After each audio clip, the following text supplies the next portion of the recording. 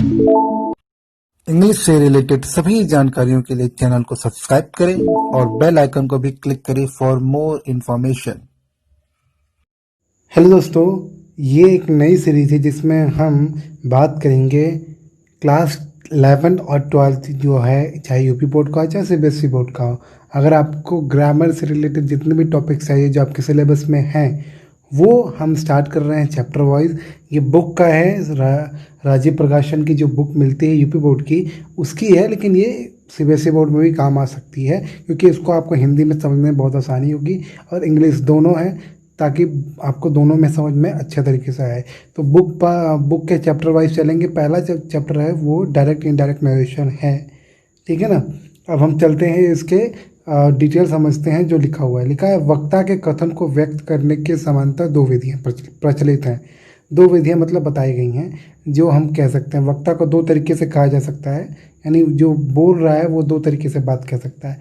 एक direct speech, मतलब direct speech मतलब क्या होता है, आगे लिखा है we may quote his actual word, this is called direct speech. यानी कि जिसने जो कहा है अगर हम वही बात कह दें, या जो हुआ है अगर हम वही बात कह दें, तो उसको हम बोलते हैं डायरेक्ट स्पीच। फिर समझा दे रहा हूँ, we may quote his actual word, या हिज लड़का भी हो सकता है लड़की भी, यानी कि हिज यहाँ पे लिख तो दिया है लेकिन यहाँ हर भी हो सकता है। तो डायरेक्ट स्पीच क्या होता है, वो स्पीच जो कोई दूसरे की बात, मतलब मान लो कोई ए नाम का बंदा है, उसकी बात कोई बी नाम का बंदा कह रहा है, ठीक है, किसी सी नाम के बंदे से। यानी तीन लोग हैं, ए बी सी। ए ने कोई बात कही, बी ने वही बात सुनी या कहीं से पता की, और वही बात बी ने किसी सी को बता दिया, ठीक है। क्लियर हो गया? अगर इसमें नहीं समझ में आ रहा तो ये समझिए। मान लीजिए तीन लोग हैं, मीरा, राधा और मान लो पवन। मीरा, राधा, पवन। तो मीरा ने कोई बात कही किसी के बारे में, ठीक है। तो मीरा ने जो बात कही, अब वो राधा जो है वो पवन को बता रही है। तो मीरा की बात दो तरीके से बताई जा सकती है। एक, मीरा ने जैसा कहा वैसा एग्जैक्ट राधा पवन को बताए, या मीरा ने जो कहा राधा अपने तरीके से उसको बताए, ठीक है, मतलब कुछ उसमें अपने हिसाब से बोल दे। क्लियर? अब देखो ये आगे मैं समझाऊंगा इसमें। इसको पीसी रेन ने लिखा है ये बात, ये जो कोटेशन है, मतलब डायरेक्ट स्पीच का जो डेफिनेशन है, ये पीसी रेन बहुत फेमस है, उन्होंने दिया। रेन भी बोलते हैं, रेन भी बोलते हैं।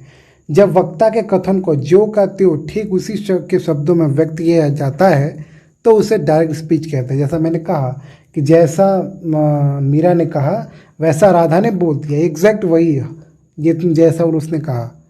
इस प्रकार की स्पीच को इन्वर्टेड कॉमा के अंदर रखा जाता है। इन्वर्टेड कॉमा मतलब, ये देखो आपको मैं जूम करके दिखा रहा हूँ, ये देखो राम सेट के बाद आई के पहले ये देखो ये डबल कॉमा लगा हुआ है ना। अभी आपको धुंधला दिख रहा होगा, अभी आपको थोड़ा साफ साफ दिख जाएगा, अभी दिखेगा साफ साफ, ठीक है। ठीक, तो आपको अभी साफ दिख रहा है। लिखा है राम सेड, राम ने कहा I am very busy now, मैं बहुत बिजी हूँ। राम ने ये पूरा जो ये लिखा है आई एम वेरी बिजी नाउ, ये राम ने एग्जैक्ट वही कहा जो कहा जा रहा है, ठीक है। इनडायरेक्ट, अब इनडायरेक्ट स्पीच क्या होता है, अब नाम से क्लियर है, जो डायरेक्ट ना हो। We may report what he said without quoting his exact word, हम उसकी बात को रिपोर्ट तो करेंगे, मतलब जो उसने कहा है वही बात तो कहेंगे, लेकिन एग्जैक्ट वही कोट नहीं करेंगे, मतलब एक एक शब्द जो उसने कहा है वो हम नहीं कहेंगे। हम अपने तरीके से कुछ, मतलब उसी उसी बात को कहेंगे लेकिन अपने तरीके से कहेंगे। This is called indirect speech. जैसे मान लो अब मीरा ने क्या कहा, मीरा ने राधा से कहा मैं, ध्यान सुनो, मीरा ने राधा से कहा मैं पवन से कल मिलने जाऊंगी, ठीक है। क्लियर हो गया? अब राधा मान लो रास्ते में मिल गई पवन से, पवन ने पूछा भाई तुमने मीरा को देखा है? तो अब राधा बता रही है पवन को कि भाई देखो मैंने मीरा से बात तो की है। मीरा ने कहा कि वह, मतलब मीरा, वह तुमसे, मतलब किससे, पवन से, वह पवन से कल मिलने जाएगी, ठीक है। तो यहाँ देखो मीरा ने क्या कहा था, मीरा ने कहा था मैं पवन से मिलने जाऊंगी, लेकिन जब राधा पवन को बता रही है तो वो तो यूज कर रही है वह मैं की जगह। क्यों? क्योंकि वह अपने नज़रिए के हिसाब से बता रही है, तो उसको बोलते हैं इनडायरेक्ट। वो दो तरीके से बात कह सकती है कि ये मीरा ने मुझसे कहा मैं पवन से कल मिलने जा रही हूँ, एक तरीका। दूसरा, मीरा ने मुझसे कहा कि वह पवन से कल मिलने जा रही है। तो ये दोनों का जो अर्थ है वो लगभग सेम है, बस कहने का तरीका अलग है। तो जो डायरेक्ट जिसने कहा है वही बात कह दो तो वो डायरेक्ट स्पीच होता है, और उसमें आप अपने अंदाजे से या मतलब अपने नज़रिए से जब बात ऐड करते हो तो उसको इनडायरेक्ट स्पीच कहते हैं। ध्यान दीजिएगा, इसका मतलब ये नहीं है कि आप कुछ इसमें जोड़ दो, आप कुछ इसमें जोड़ नहीं सकते हो। अर्थ जैसा पहले था वैसा अब तब भी रहना चाहिए, ये ध्यान दीजिएगा, ठीक है। किसी वक्ता के कथन को अपने ढंग से बदल कर कहने की विधि को ही इनडायरेक्ट स्पीच कहते हैं। जैसे अब देखो ऊपर क्या लिखा था, Ram said I am very busy, Ram ने कहा मैं बहुत बिजी हूँ अब। तो इसका इनडायरेक्ट स्पीच क्या बनेगा, अभी हम रूल रेगुलेशन पढ़ेंगे, बस एग्जाम्पल समझो। राम सेड, राम ने कहा, दैट की, यहाँ दैट मतलब है की, छोटी वाली क पे छोटी की मात्रा वाला। ही वॉज, ये ही किसके लिए आया है, राम के लिए। He was very busy then, Ram उसमें बहुत बिजी था। मतलब जब मैंने राम से पूछा कि भाई चलो घूमने, तो राम ने कहा नहीं मैं बहुत बिजी हूँ अब, अभी। अब मान लो जब घूमने गया कहीं पर और कोई दूसरा दोस्त मिल गया, उसने पूछा भाई राम नहीं आया क्या, तो मान लो कोई बोल रहा है कि अरे राम ने कहा था कि वो बहुत बिजी है तब, ठीक है। तब देखो इस तरीके से हम कह सकते हैं। इस कथन में निम्नलिखित परिवर्तन किया गया है। अब कौन कौन सा परिवर्तन किया गया है वो देखते हैं। इन्वर्टेड कॉमा, पहला इन्वर्टेड कॉमा को हटाकर राम सेड तथा आई एम वेरी बिजी नाउ को दैट द्वारा जोड़ा गया, यानी जो इन्वर्टेड कॉमा है उसको हटाकर हम किससे जोड़ सकते हैं, दैट से।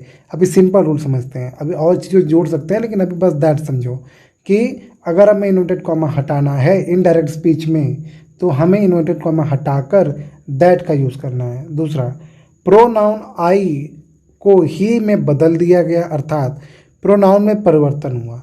इसका मतलब जब कभी भी किसी भी डायरेक्ट स्पीच में, ध्यान दो डायरेक्ट स्पीच में जो इन्वर्टेड कॉमा के अंदर लिखा है उसमें कोई प्रोनाउन है तो उसको हम बदल सकते हैं। मैं अभी रूल बताऊंगा क्या नियम होता है, किसके हिसाब से क्या बदलता है, बस आप ये समझो हम बदल सकते हैं, ठीक ठीक। तीसरा, क्रिया एम को प्रेजेंट से बदलकर वॉज यानी पास्ट कर दिया गया है, यानी जो काम एम का होता है, आई के साथ एम यूज होता है प्रेजेंट में, और पास्ट में क्या यूज होता है, आई के साथ वॉज, तो हम वॉज यूज़ कर देंगे पास्ट में। यानी जो बात कही गई है प्रेजेंट में वो हम जब किसी दूसरे को बता रहे होते हैं तो हम पास्ट में कर देते हैं। चौथा, क्रिया विशेषण यानी एडवर्ब नाव को देन में बदल जाता है। अभी आपको बता दूं कि जब कभी भी कोई एडवर्ब यूज होता है और वो ऐसा होता है जिसको आप बदल सकते हो दूसरे वर्ड में, तो आप बदल दोगे, ठीक है। तो जब आप कोई बात प्रेजेंट में कही जा रही है तो उसको तो आप नाउ कहोगे अभी, लेकिन जो पास्ट में कही जा रही है तब बोलोगे ना तब ऐसा हुआ था, तो अब देन, नाउ का देन हो गया, ठीक। इन परिवर्तन के पीछे कुछ नियम हैं जिनका ज्ञान अत्यंत अपेक्षित है, मतलब बहुत जरूरी है। इन नियमों को समझने से पूर्व यह भी जान लेना आवश्यक है कि डायरेक्ट स्पीच के दो भाग होते हैं। यानी जो डायरेक्ट स्पीच हमने देखा था अभी ऊपर, ये राम सेड एक भाग है, आई एम वेरी बिजी नाउ ये दूसरा भाग है। तो वही यहाँ लिखा है। रिपोर्टिंग वर्ब, इन्वर्टेड कॉमा के बाहर के भाग यानी राम सेड को रिपोर्टिंग वर्ब कहते हैं। यानी जो कॉमा, जो इन्वर्टेड कॉमा के बाहर है उसको हम रिपोर्टिंग वर्ब कहेंगे।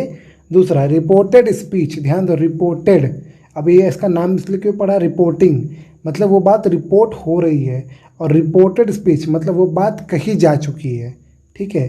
अब जो इन्वर्टेड कॉमा में जो बात कही गई है, जैसे आई एम वेरी बिजी नाउ, ये तो राम ने कह दी, राम ने ये बात पहले ही कह दी है, इसलिए इसको रिपोर्टेड स्पीच कह रहे हैं। और राम सेड को रिपोर्टिंग वर्ब लिखा है। डायरेक्ट स्पीच में इन्वर्टेड कॉमा के अंदर के भाग को रिपोर्टेड स्पीच कहते हैं। जैसे आई एम वेरी बिजी नाउ, जो आपको उदाहरण में मिला था, क्लियर है। डायरेक्ट से इनडायरेक्ट स्पीच में बदलने के सामान्य नियम, कुछ सामान्य नियम हैं, जनरल रूल्स जिसे हम कहते हैं, वो जान लेते हैं। मैंने अलग से एक वीडियो भी बनाई है, अगर आपको ये बुक वाला नहीं जानना है, आपको ब्लैक बोर्ड या वाइट बोर्ड वाली स्टडी जाननी है, तो आप मुझसे कमेंट बॉक्स में पूछना, मैं आपको वो वाला लिंक दे दूंगा। आप ब्लैक बोर्ड वाइट बोर्ड में मैंने उसको अच्छी तरीके से समझाने की कोशिश की है, मतलब वाइट बोर्ड है, वहाँ से आप समझ सकते हो। लिखा डायरेक्ट से इनडायरेक्ट स्पीच में बदलने के समांतर 3 बिंदु होते हैं जो सभी प्रकार के वाक्यों पर लागू होते हैं। जैसे चेंज ऑफ टेंस, हमें टेंस को बदलना ही होता है। चेंज ऑफ पर्सन, हमें पर्सन को बदलना होता है। अगर यूनाइटेड कॉमा के अंदर की बात हो रही है तो हमें टेंस को बदलना होगा, हमें वो पर्सन जिसके बारे में बात हो रही है अगर वो बदलने लायक है तो उसको हम बदलेंगे। Change of other part of speech, और कोई और पार्ट है जिसका हम जो मतलब वर्ड है वो बदल सकते हैं, वो हम बदल देंगे। लेकिन ध्यान दीजिएगा, ये हम तभी बदलेंगे जब उसका अर्थ बिगड़े ना, अगर अर्थ बदलने लगे। ठीक है, मान लो उसने कहा कि गाय वापस आ रही थी और अर्थ निकल जाए बैल वापस आ रहा था, तो गलत हो गया ना। तो इसीलिए अर्थ सेम होना चाहिए, हम शब्दों को थोड़ा बदल सकते हैं, टेंस को भी बदल सकते हैं। अब लिखा है चेंज ऑफ टेंस, अब हम पढ़ते हैं पहला चेंज ऑफ टेंस। टेंस में क्या परिवर्तन होता है? यदि रिपोर्टिंग वर्ब पास्ट टेंस में है तो डायरेक्ट स्पीच के प्रेजेंट टेंस को अपने करस्पॉन्डिंग पास्ट टेंसेस में बदल किया जाता है। ध्यान दो, करस्पॉन्डिंग मतलब अगर इंडेफिनिट है तो वो पास्ट इंडेफिनिट चेंज जाएगा, प्रेजेंट कॉन्टिन्यूअस है तो पास्ट कॉन्टिन्यूअस चेंज जाएगा, प्रेजेंट परफेक्ट है तो वो पास्ट परफेक्ट चेंज जाएगा, अगर प्रेजेंट परफेक्ट कंटिन्यूअस है तो वो पास्ट परफेक्ट कंटिन्यूअस में चेंज जाएगा। क्लियर हो गया? अब देखो क्या लिखा है, अगर रिपोर्टिंग वर्ब पास्ट टेंस हो। ध्यान दीजिएगा, रिपोर्टिंग वर्ब किसे कहते हैं? जो इन्वर्टेड कॉमा से अलग हो। राम सेड इसमें लिखा है ना, एग्जांपल में देखो, राम सेड। देखो अगर राम सेड, ये आपको सुनने में कैसा लग रहा है? पास्ट। ये जो राम सेड लिखा है ये कैसा लग रहा है? क्या ये प्रेजेंट है? क्या ये पास्ट टेंस है? क्या ये फ्यूचर टेंस है? बस राम सेड, ये 2 वर्ड, तो आपको लगेगा ये तो पास्ट टेंस है। ध्यान दीजिएगा, अगर यही राम सेड जो लिखा हुआ है अगर ये प्रेजेंट में हो गया या फ्यूचर में हो गया, तब हम टेंस में कोई परिवर्तन नहीं करते हैं। ये नियम आपको आगे बताया जाएगा। लिखा है पहला, सिंपल प्रेजेंट टेंस को सिंपल पास्ट टेंस से बदल दिया जाता है, जिसको हम प्रेजेंट इंडेफिनिट टेंस को हम चेंज करते हैं पास्ट इंडेफिनिट टेंस में। जैसे एग्जांपल, राम सेड, राम ने कहा आई एम अनवेल, मैं अनवेल हूँ मतलब मैं बीमार हूँ। इसको इनडायरेक्ट कैसे बनाओगे? Ram said that, comma inverted comma हटाने के लिए हम क्या यूज करते हैं? दैट का। ध्यान दो, आई किसके लिए आया है? आई राम के लिए आया है। आई मतलब जो राम नहीं बोला ना आई, तो आई किसके लिए आया? राम के लिए। और राम लड़का है कि लड़की? लड़का है, तो लड़का है इसलिए आई की जगह हम क्या लिख देंगे? ही, और एम की जगह वॉज। क्यों? क्योंकि हमें पता है कि आई एम अनवेल ये सिंपल प्रेजेंट टेंस है, इसको जब हम बदल रहे हैं तो हम आई की जगह हमने क्या यूज़ किया? ही, और ही का हेल्पिंग वर्ब क्या होता है? वॉज। पास्ट टेंस में यही होता है ना, सिंपल पास्ट टेंस में। अनवेल का अनवेल, उसमें कोई परिवर्तन नहीं करेंगे। ठीक है, तो उसमें 2 परिवर्तन किया हमने। आई एम को हमने बदल दिया ही वॉज, आई बदला राम के हिसाब से जो बन गया ही, और एम क्योंकि ये प्रेजेंट में था तो उसको हमने पास्ट में वॉज बना दिया। ठीक है, अब सोचोगे आई को हमने चेंज किया, तो ये एक नियम होता है। इस नियम के अनुसार फर्स्ट पर्सन और सेकेंड पर्सन को हम बदल सकते हैं अगर वो इन्वर्टेड कॉमा के अंदर है तो। थर्ड पर्सन को हम नहीं बदल सकते हैं। जैसे अगर इन्वर्टेड कॉमा के अंदर पहले से ही लिखा होता तो उसको हम नहीं बदलेंगे। अगर इन्वर्टेड कॉमा के अंदर पहले से शी लिखा है तो उसको हम नहीं बदलेंगे, शी का शी ही रहेगा। ठीक है, और अगर इन्वर्टेड कॉमा किसी का नाम लिखा हुआ है तो हम नाम को भी नहीं बदलेंगे। हम सिर्फ क्या बदलेंगे? फर्स्ट पर्सन, यानी कि आई और वी फर्स्ट पर्सन होता है उसको हम बदल सकते हैं, और सेकेंड पर्सन यानी यू, तो यही यू को हम बदल सकते हैं। ठीक है, अगर मान लो इन्वर्टेड कॉमा में दे लिखा है तो दे को भी हम नहीं बदल सकते हैं। तो हम सिर्फ 3 चीज़ को बदल सकते हैं। आई का जो भी ऑब्जेक्टिव केस होता है, मी माई, उसको हम बदल सकते हैं। वी का objective case, objective case positive case होता है ना, अवर, अस, उसको हम बदल सकते हैं। और यू का योर होता है या योर्स होता है तो उसको हम बदल सकते हैं। यानी कि आई, वी और यू, ये तीनों को हम बदल सकते हैं। ठीक है, और यही 3 को बदल सकते हैं। बाकी सबको अगर हम बदलेंगे तो वो नियम कुछ अलग होगा। ठीक, अगर आपको कन्फ्यूज़न लग रहा है तो मैं फिर से बता दे रहा हूँ। अगर इन्वर्टेड कॉमा के अंदर फर्स्ट पर्सन या सेकंड पर्सन है तो उसको हम चेंज कर देंगे, ठीक, अकॉर्डिंग टू सेंटेंस, ठीक। इसका एक सिंपल रूल होता है कि अगर फर्स्ट पर्सन है, मान लो किसी इन्वर्टेड कॉमा के अंदर फर्स्ट पर्सन, जैसे आई फर्स्ट पर्सन था ना, तो इसको हम रिपोर्टिंग वर्ब के सब्जेक्ट के अनुसार बदलेंगे, ठीक है। रिपोर्टिंग वर्ब का सब्जेक्ट कौन है? राम सेड। राम सेड में कौन सब्जेक्ट है? राम। तो हम आई किसको बदलेंगे? राम के अनुसार। यानी कि कभी भी इन्वर्टेड कॉमा, मतलब वो जो डबल इन्वर्टेड कॉमा लिखा हुआ है उसके अंदर फर्स्ट पर्सन आई या वी रहा तो उसको हम सब्जेक्ट के अनुसार चेंज करेंगे। किसके सब्जेक्ट के अनुसार? रिपोर्टिंग वर्ब के सब्जेक्ट के अनुसार। अगर यू रहा, ठीक है, तो उसको हम बदलेंगे ऑब्जेक्ट के अनुसार। किसके ऑब्जेक्ट के अनुसार? रिपोर्टिंग वर्ब के। यहाँ देखो राम सेट के बाद कोई बात कही नहीं गई है, तो अगर ऑब्जेक्ट आएगा तो हम उसको बदलेंगे, नहीं आएगा तो देखा जाएगा, आगे अलग से रूल होता है उसका बताएंगे, ठीक। मैं आपको इतना डिटेल में समझा रहा हूँ क्योंकि एकदम बारीकी से आपको समझ में आ जाए। सेकेंड, प्रेजेंट इम्परफेक्ट टेंस, जिसे हम कॉन्टिन्यूस टेंस कहते हैं, उसको हम पास्ट इम्परफेक्ट यानी पास्ट कॉन्टिन्यूस टेंस में बदल देते हैं। जैसे राम सेड, राम ने कहा, I am going to school, मैं स्कूल जा रहा हूँ। अब राम सेड का तो राम सेड रहेगा क्योंकि ये पास्ट टेंस है, और हम इन्वर्टेड कॉमा हटाने के लिए क्या यूज करते हैं? इनडायरेक्ट में दैट का यूज़ करते हैं। अब देखो आई फर्स्ट पर्सन है कि सेकेंड पर्सन? फर्स्ट पर्सन है। आई किसके हिसाब से बदलेगा? रिपोर्टिंग वर्ब के सब्जेक्ट के अनुसार। रिपोर्टिंग वर्ब का सब्जेक्ट क्या है? राम, है ना। तो राम लड़का है कि लड़की? ध्यान दो, हम राम को डायरेक्ट नहीं लिख सकते हैं, हम राम का प्रोनाउन लिख सकते हैं। तो राम का प्रोनाउन क्या होगा? ही। ध्यान देना, अगर कभी भी सब्जेक्ट में आपको किसी का नाम मिल जाए तो हम नाम नहीं लिखेंगे वहाँ पर, हम राम वॉज नहीं लिख सकते, हम राम का प्रोनाउन लिख सकते हैं, ठीक है। तो आई किसके अनुसार बदलेगा? राम के अनुसार। राम लड़का था इसलिए वहाँ ही लगेगा। और एम गोइंग, तो एम गोइंग का हो जाएगा वॉज गोइंग टू स्कूल, है ना। थोड़ा सा आपको नियम समझना है, बहुत इजी है। प्रेजेंट परफेक्ट टेंस बदल जाता है पास्ट परफेक्ट में, ठीक है। तो लिखा है ही सेड, उसने कहा, I have completed the work, मैंने काम कंप्लीट कर लिया, मतलब मैंने अपना काम पूरा कर लिया। अब देखो आई के साथ हैव लगता है तो आपको पता ही है। आई क्या है? फर्स्ट पर्सन है, और फर्स्ट पर्सन किसके अनुसार चेंज होगा?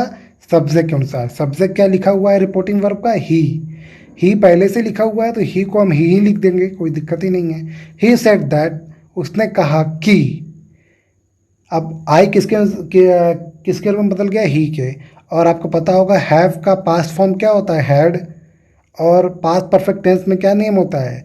Subject he, helping verb had, और वर्ब का थर्ड फॉर्म कंप्लीटेड, तो he had completed the work. Clear हो गया? अब प्रेजेंट परफेक्ट कॉन्टिन्यूस टेंस ये किस में बदल जाता है? ये बदलता है पास्ट परफेक्ट कॉन्टिन्यूस, यानी कि सिंपल है, हैव की जगह हम हैड का यूज़ करेंगे। और अगर कहीं पे प्रोनाउन है, खासकर फर्स्ट पर्सन या सेकेंड पर्सन, तब उसको हम बदल देंगे रिपोर्टिंग वर्ब के सब्जेक्ट या ऑब्जेक्ट के अनुसार। यहाँ फिर से आया है आई, क्या लिखा है? ही सेड, डायरेक्ट में लिखा है ही सेड। चौथा मैं बता रहा हूँ, he said I have been playing since morning, मैं सुबह से खेल रहा हूँ। अब देखो आई किसके लिए आया है? ही के लिए, है ना। तो ही यहाँ पर हम जब इनडायरेक्ट लिखेंगे तो ही को हम डायरेक्ट उठाकर वैसे ही लिख देंगे, कोई दिक्कत नहीं है। He said that he had been playing since morning, वह, उसने बोला कि वह सुबह से खेल रहा है। अब देखो पास्ट इंडेफिनिट टेंस ये किस में बदलता है? ये बदलता है पास्ट परफेक्ट टेंस में। अब अभी तक हमने जो 4 टेंस पढ़ा, हमने पढ़ा कि प्रेजेंट टेंस में जितने भी टेंस होते हैं वो सब पास्ट में बदल जा रहे हैं। ये प्रेजेंट टेंस के 4 ही होते हैं, एक्सपेक्ट 4 ही रूप होते हैं टेंस में। अब हम चलते हैं पास्ट टेंस में। पास्ट टेंस का पहला एक्सपेक्ट क्या होता है? Past indefinite tense. अब पास्ट इंडेफिनिट टेंस बदला जाता है पास्ट परफेक्ट टेंस में। क्लियर हो रहा है? लिखा है ही सेड, उसने कहा, द हॉर्स डाइड, जो घोड़ा था मर गया। अब देखो हॉर्स लिखा है, हॉर्स एक नाम है, यानी कि ये थर्ड पर्सन है, और थर्ड पर्सन को हम नहीं बदलेंगे। हाँ, जो कैपिटल में टी लिखा है उसको हम स्मॉल कर देंगे, ठीक। लिखा है इनडायरेक्ट, ही सेड, उसने कहा। अब इन्वर्टेड कॉमा हटाने के हमने क्या यूज किया? That. He said that the horse had died. अब हैड क्यों लगा है? क्योंकि ये पास्ट परफेक्ट टेंस का नियम होता है कि सब्जेक्ट के बाद हैड आएगा, उसके बाद वर्ब का थर्ड फॉर्म आएगा। तो डाइड क्या है, डाई का सेकेंड फॉर्म डाइड होता है और थर्ड फॉर्म भी डाइड होता है, इसलिए द हॉर्स हैड डाइड हो जाएगा। अब देखो छठवां, पास्ट इंडेफिनिट पास्ट परफेक्ट बदल गया, और पास्ट कॉन्टिन्यूस टेंस में ये किस में बदला, ये बदलेगा पास्ट परफेक्ट कॉन्टिन्यूस टेंस में। यानी कि 4 टेंस होते हैं, indefinite tense, continuous tense, perfect tense और परफेक्ट कॉन्टिन्यूस। ठीक, तो ध्यान दो, जो पहला मतलब जो पास्ट का जो पहला टेंस होता है यानी इंडेफिनिट टेंस, वो पास्ट के तीसरे टेंस यानी पास्ट परफेक्ट टेंस में बदल गया। ठीक, और पास्ट का जो दूसरा टेंस होता है यानी कॉन्टिन्यूस टेंस, वो पास्ट के चौथे यानी परफेक्ट कॉन्टिन्यूस टेंस से बदल गया। वैसा कोई नियम नहीं है पहला दूसरा तीसरा, मैं आपको थोड़ा आसानी के लिए समझा दिया। देखो एग्जाम्पल, ही सेड, उसने कहा, boys were playing in the morning, boys खेल रहे थे सुबह मॉर्निंग में। ठीक, तो ही सेड का ही सेड हो जाएगा, दैट का दैट हो जाएगा। बॉयज़ क्या है, ये नाउन है, तो नाउन को नाउन ही लिखते हैं, बदलते नहीं हैं, बॉयज़। अब बताओ, बॉयज़ के साथ वर्ड यूज़ हुआ क्योंकि ये पास्ट कॉन्टिन्यूस टेंस था। अब जब पास्ट परफेक्ट देखते हैं, पास्ट परफेक्ट कॉन्टिन्यूस में हम यूज होता है हेल्पिंग वर्ब में हैड, बीन और वर्ब का फोर्थ फॉर्म यानी कि आईएनजी, वर्ब के साथ आईएनजी लगा देते हैं। तो लिखा है the boys had been playing in the morning. अब सोचो कि यहाँ सिंस क्यों नहीं लिखा है, क्योंकि भाई सिंस क्योंकि डायरेक्ट में नहीं लिखा था, इसलिए हम इनडायरेक्ट में लिखेंगे। यानी जो आप सुनते हो सिंस फॉर वाला, वो किस्सा छोड़ दो।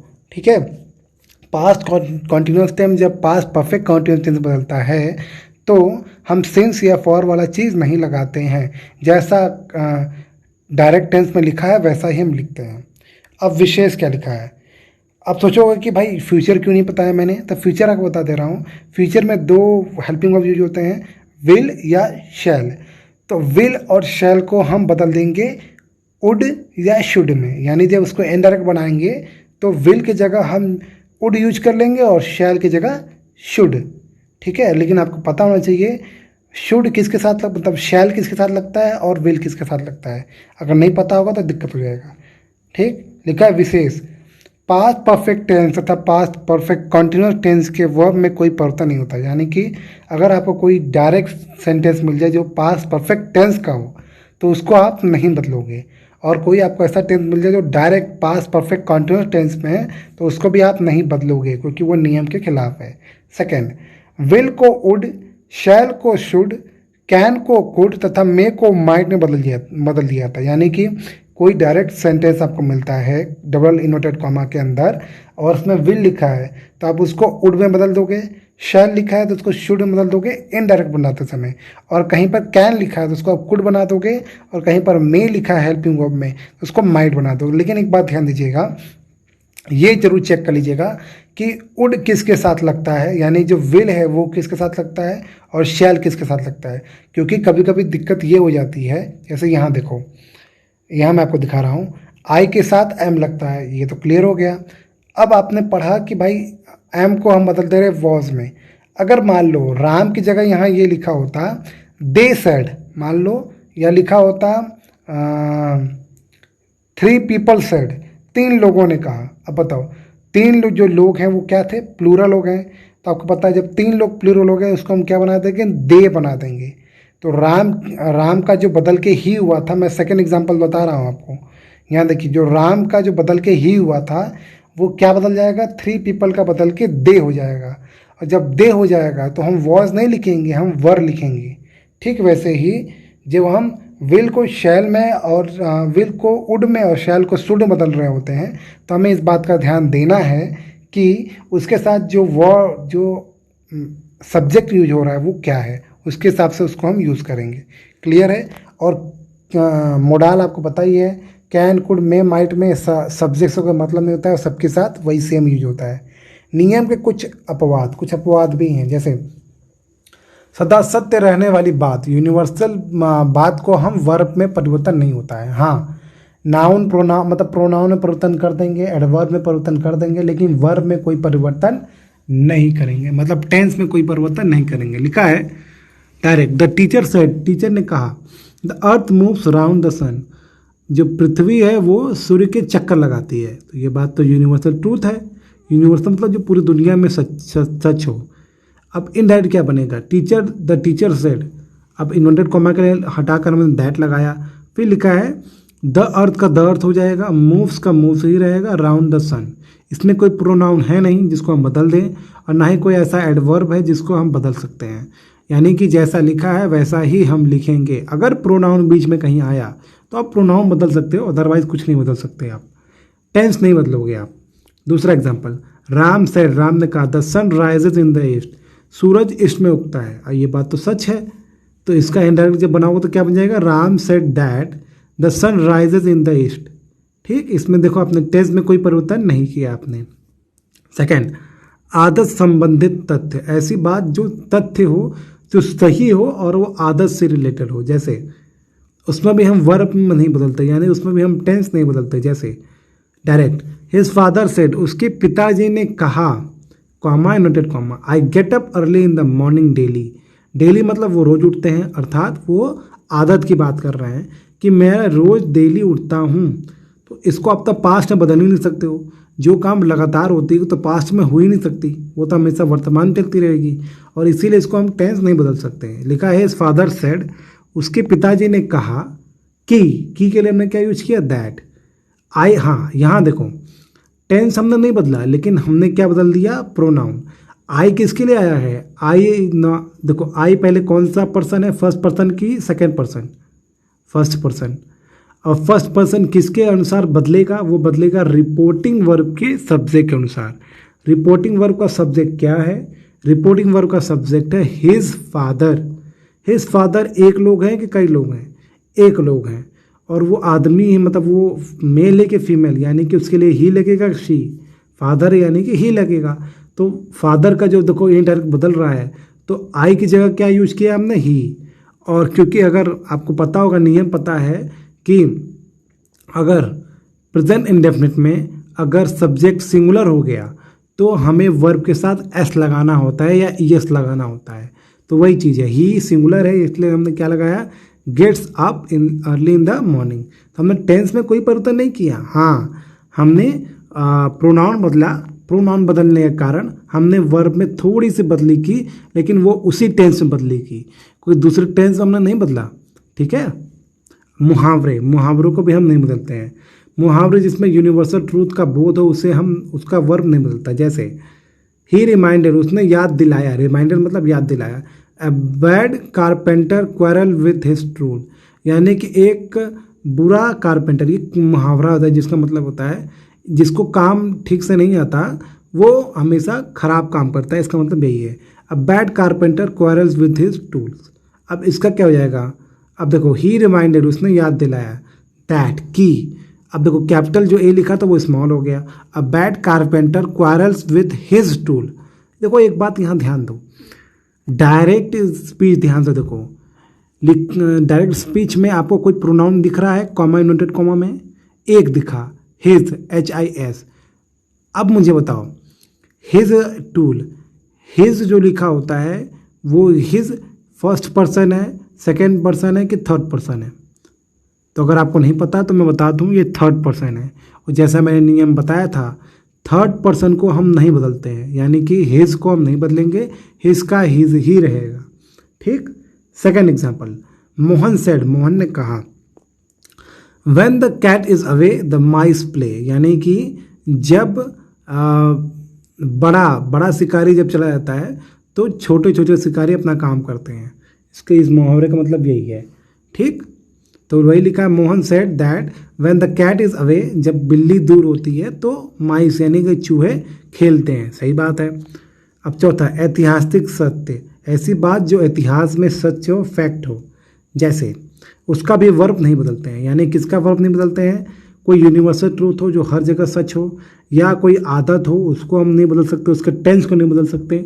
हाँ, टेंस में थोड़ा हम उसी टेंस में थोड़ा परिवर्तन कर सकते हैं अकॉर्डिंग टू सब्जेक्ट, लेकिन टेंस नहीं बदलेंगे। तीसरा, मुहावरों को भी हम नहीं बदलेंगे। हाँ, प्रोनाउन को बदल सकते हैं अकॉर्डिंग टू सेंटेंस।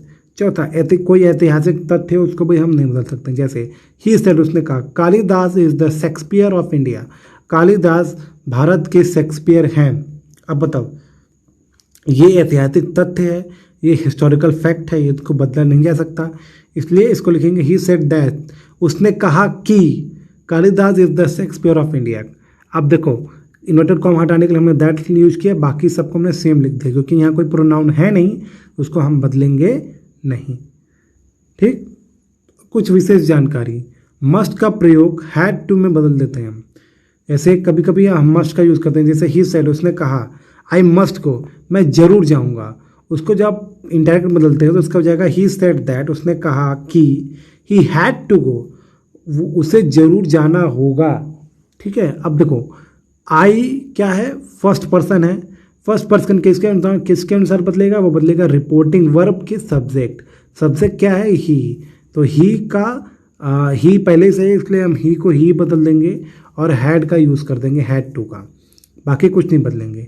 यदि मस्ट से किसी नियम का सिद्धांत, स्थायी आदेश अथवा अनुमान का बोध होता है तो नहीं बदलेंगे। यानी कि नॉर्मली तो बदलते हैं, लेकिन अगर आपको लगे कि भाई ये तो कोई सिद्धांत की बात हो रहा है, कोई आदेश की बात हो रहा है, या किसी अनुमान की बात हो रही है, तब हम नहीं बदलेंगे। ध्यान देना, आई मस्ट गो कोई अनुमान नहीं था कि वो ये अनुमान है, या कोई सिद्धांत नहीं है, कोई उसूल नहीं है कि ये ऐसा ही होना चाहिए, कोई आदेश भी नहीं है, ये तो वो अपनी वो बात कह रहा था।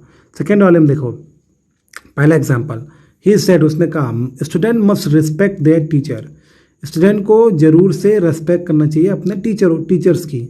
अब बताइए, ये तो सिद्धांत है ना, ये सिद्धांत है, ये सिद्धांत, इसको हम नहीं बदलेंगे, इसको सेम वैसा ही वैसा लिख देंगे। ठीक, यहाँ देखो देयर टीचर लिखा है, देयर क्या होता है, देयर ये वर्ब का मतलब ये थर्ड पर्सन होता है, थर्ड पर्सन को हम नहीं बदलेंगे, थर्ड पर्सन के प्रोनाउन को। B, the policeman said, policeman ने कहा the passenger must not cross the line, passenger को लाइन क्रॉस नहीं करनी चाहिए। ये क्या है, ये तो आदेश है, ये आदेश दे रहा है पुलिस वाला ना, तो ये आदेश दे रहा है, तो इसमें भी हम परिवर्तन नहीं करेंगे। सी, ही सेड, उसने कहा, आई मस्ट लीव टुमारो, मतलब ये अनुमान है कि मैं कल तक जरूर चला जाऊंगा, तो ये तो अनुमान है, तो ये जाएगा ही said that he must leave the next day. हाँ, आपको ये बता दूं कि टुमारो का जब हम इनडायरेक्ट बनाते हैं तो टुमारो मतलब क्या होता है, अगला दिन, तो अगले दिन को हम बोल देंगे द नेक्स्ट डे। टुमारो को बदल के हो जाएगा द नेक्स्ट डे, जैसे नाउ का देन हुआ था वैसे टुमारो का द नेक्स्ट डे। अच्छा बताओ, जब टुमारो का द नेक्स्ट डे हो गया तो यस्टरडे का क्या हो जाएगा, द प्रीवियस डे। ठीक है, द प्रीवियस डे, और टुमारो का एक और होता है द फॉलोइंग डे भी कह सकते हैं। तीसरा, जब रिपोर्टेड स्पीच दशा यानी कोई स्टेट का बोध कराता है तो रिपोर्टिंग वर्ब पास्ट टेंस में होने पर भी पास्ट इंडेफिनिट टेंस नहीं बदलता है। जैसे ही वॉज रेडी, वह तैयार था, ये क्या है, ये कोई जैसे मैं आपको बता रहा हूँ, ये कोई क्रिया नहीं बता रहा है, ये स्टेट बता रहा है कि उस समय दशा कैसी थी। दशा ये थी कि वो तैयार था, इसमें तो कोई क्रिया हो ही नहीं रही है। जब क्रिया हो ही नहीं रही है तब इसको हम नहीं बदलेंगे। आपको मैंने ऊपर बताया था कि पास्ट इंडेफिनिट टेंस बदल जाता है पास्ट परफेक्ट में, लेकिन यहाँ देखो पास्ट इंडेफिनिट टेंस को हम नहीं बदलेंगे। कब नहीं बदलेंगे, जब जो रिपोर्टेड स्पीच है उसमें कोई वर्ब ना हो और वो कोई एक दशा यानी कोई स्टेट बता रहा हो। Ram said that he was ready. दूसरा example, he said I lived many year in China, मैं कई साल तक चाइना में रहा, यानी ये दशा स्टेट बता रहा है, तो ही लिव्ड हो जाएगा। आई का आपको पता ही है, आई बदलेगा रिपोर्टिंग वर्ब के सब्जेक्ट के अनुसार, सब्जेक्ट ही लिखा है। अगर वहाँ शी लिखा होता तो दैट के बाद हम शी लगा देते हैं, लेकिन क्योंकि वहाँ ही लिखा है इसलिए हम वहाँ पर दैट के बाद ही लगाए हैं। ठीक है। चौथा, जब वाक्य में कोई सिंपल पास्ट टेंस हो तो पहले को ही पास्ट परफेक्ट टेंस में बदला जाता है और शेष को नहीं। जैसे ही सेड, उसने कहा, ये बहुत लंबा है, I finish the novel 2 days ago, मैंने नॉवेल 2 दिन पहले ख़त्म कर ली। I then gave it to Ramesh who kept it for long time. अब देखो यहाँ इसमें 3 टेंस यूज हुए हैं और तीनों टेंस पास्ट इंडेफिनिट टेंस है। ठीक है, पास्ट इंडेफिनिट जिसको हम सिंपल पास्ट टेंस कहते हैं। तो नियम ये कहता है, अगर आपको कुछ ऐसे सेंटेंस मिल जाए जिसमें एक से ज़्यादा टेंस यूज हो जाए तो जो पहला टेंस होता है अगर वो सिंपल पास्ट टेंस है तो उसको ही हम पास्ट परफेक्ट में बदलेंगे, बाकी को नहीं बदलेंगे, बाकी को सेम वैसा ही लिख देंगे। ही सेड दैट, उसने कहा कि आई बदल जाएगा ही में, और ही के साथ हम हैड लगाएंगे पास्ट परफेक्ट के अनुसार। He had finish the novel 2 days एगो। एगो मतलब क्या होता है, पहले, तो पहले को हम एगो को बदल देते हैं बिफोर में, ठीक है। बिफोर मतलब ये पहले होता है, तो एगो जब हम इनडायरेक्ट बना रहे हैं तो एगो को बिफोर में, तो याद रखना नाउ का बदल जाएगा देन में, टुमारो को बदल जाएगा द नेक्स्ट डे में, यस्टरडे का बदल जाएगा द प्रीवियस डे में, और वैसे ही एगो बदल गया बिफोर में। फिर फुल स्टॉप की जगह हम देन लगा देंगे, ठीक। देन ही गेव, आई की जगह ही लगेगा, क्यों लगेगा आपको पता ही है, क्योंकि ये रिपोर्टिंग वर्ब के सब्जेक्ट के अनुसार बदलेगा, और सब्जेक्ट जो है वो ही है। He gave it to Ramesh who kept it for a long time. तो देखा आपने सिर्फ पहला टेंस बदला, बाकी टेंस नहीं बदला। अब एक्सरसाइज नंबर 1 चेक करते हैं। लिखा है change the following sentences into indirect speech. पहला, ही सेड, मैं 2 ही बताऊंगा, बाकी आप अपने चेक करना, और जो आपको एक्सरसाइज नहीं आएगा मुझसे पूछना, मैं बताऊंगा। ही सेड, उसने कहा। ही राइट्स अ लेटर, वो पत्र लिखता है। इसको इनडायरेक्ट में बदलो, तो आपको पहले ये पता होना चाहिए कि जो इन्वर्टेड कॉमा के अंदर लिखा है वो कौन सा टेंस है।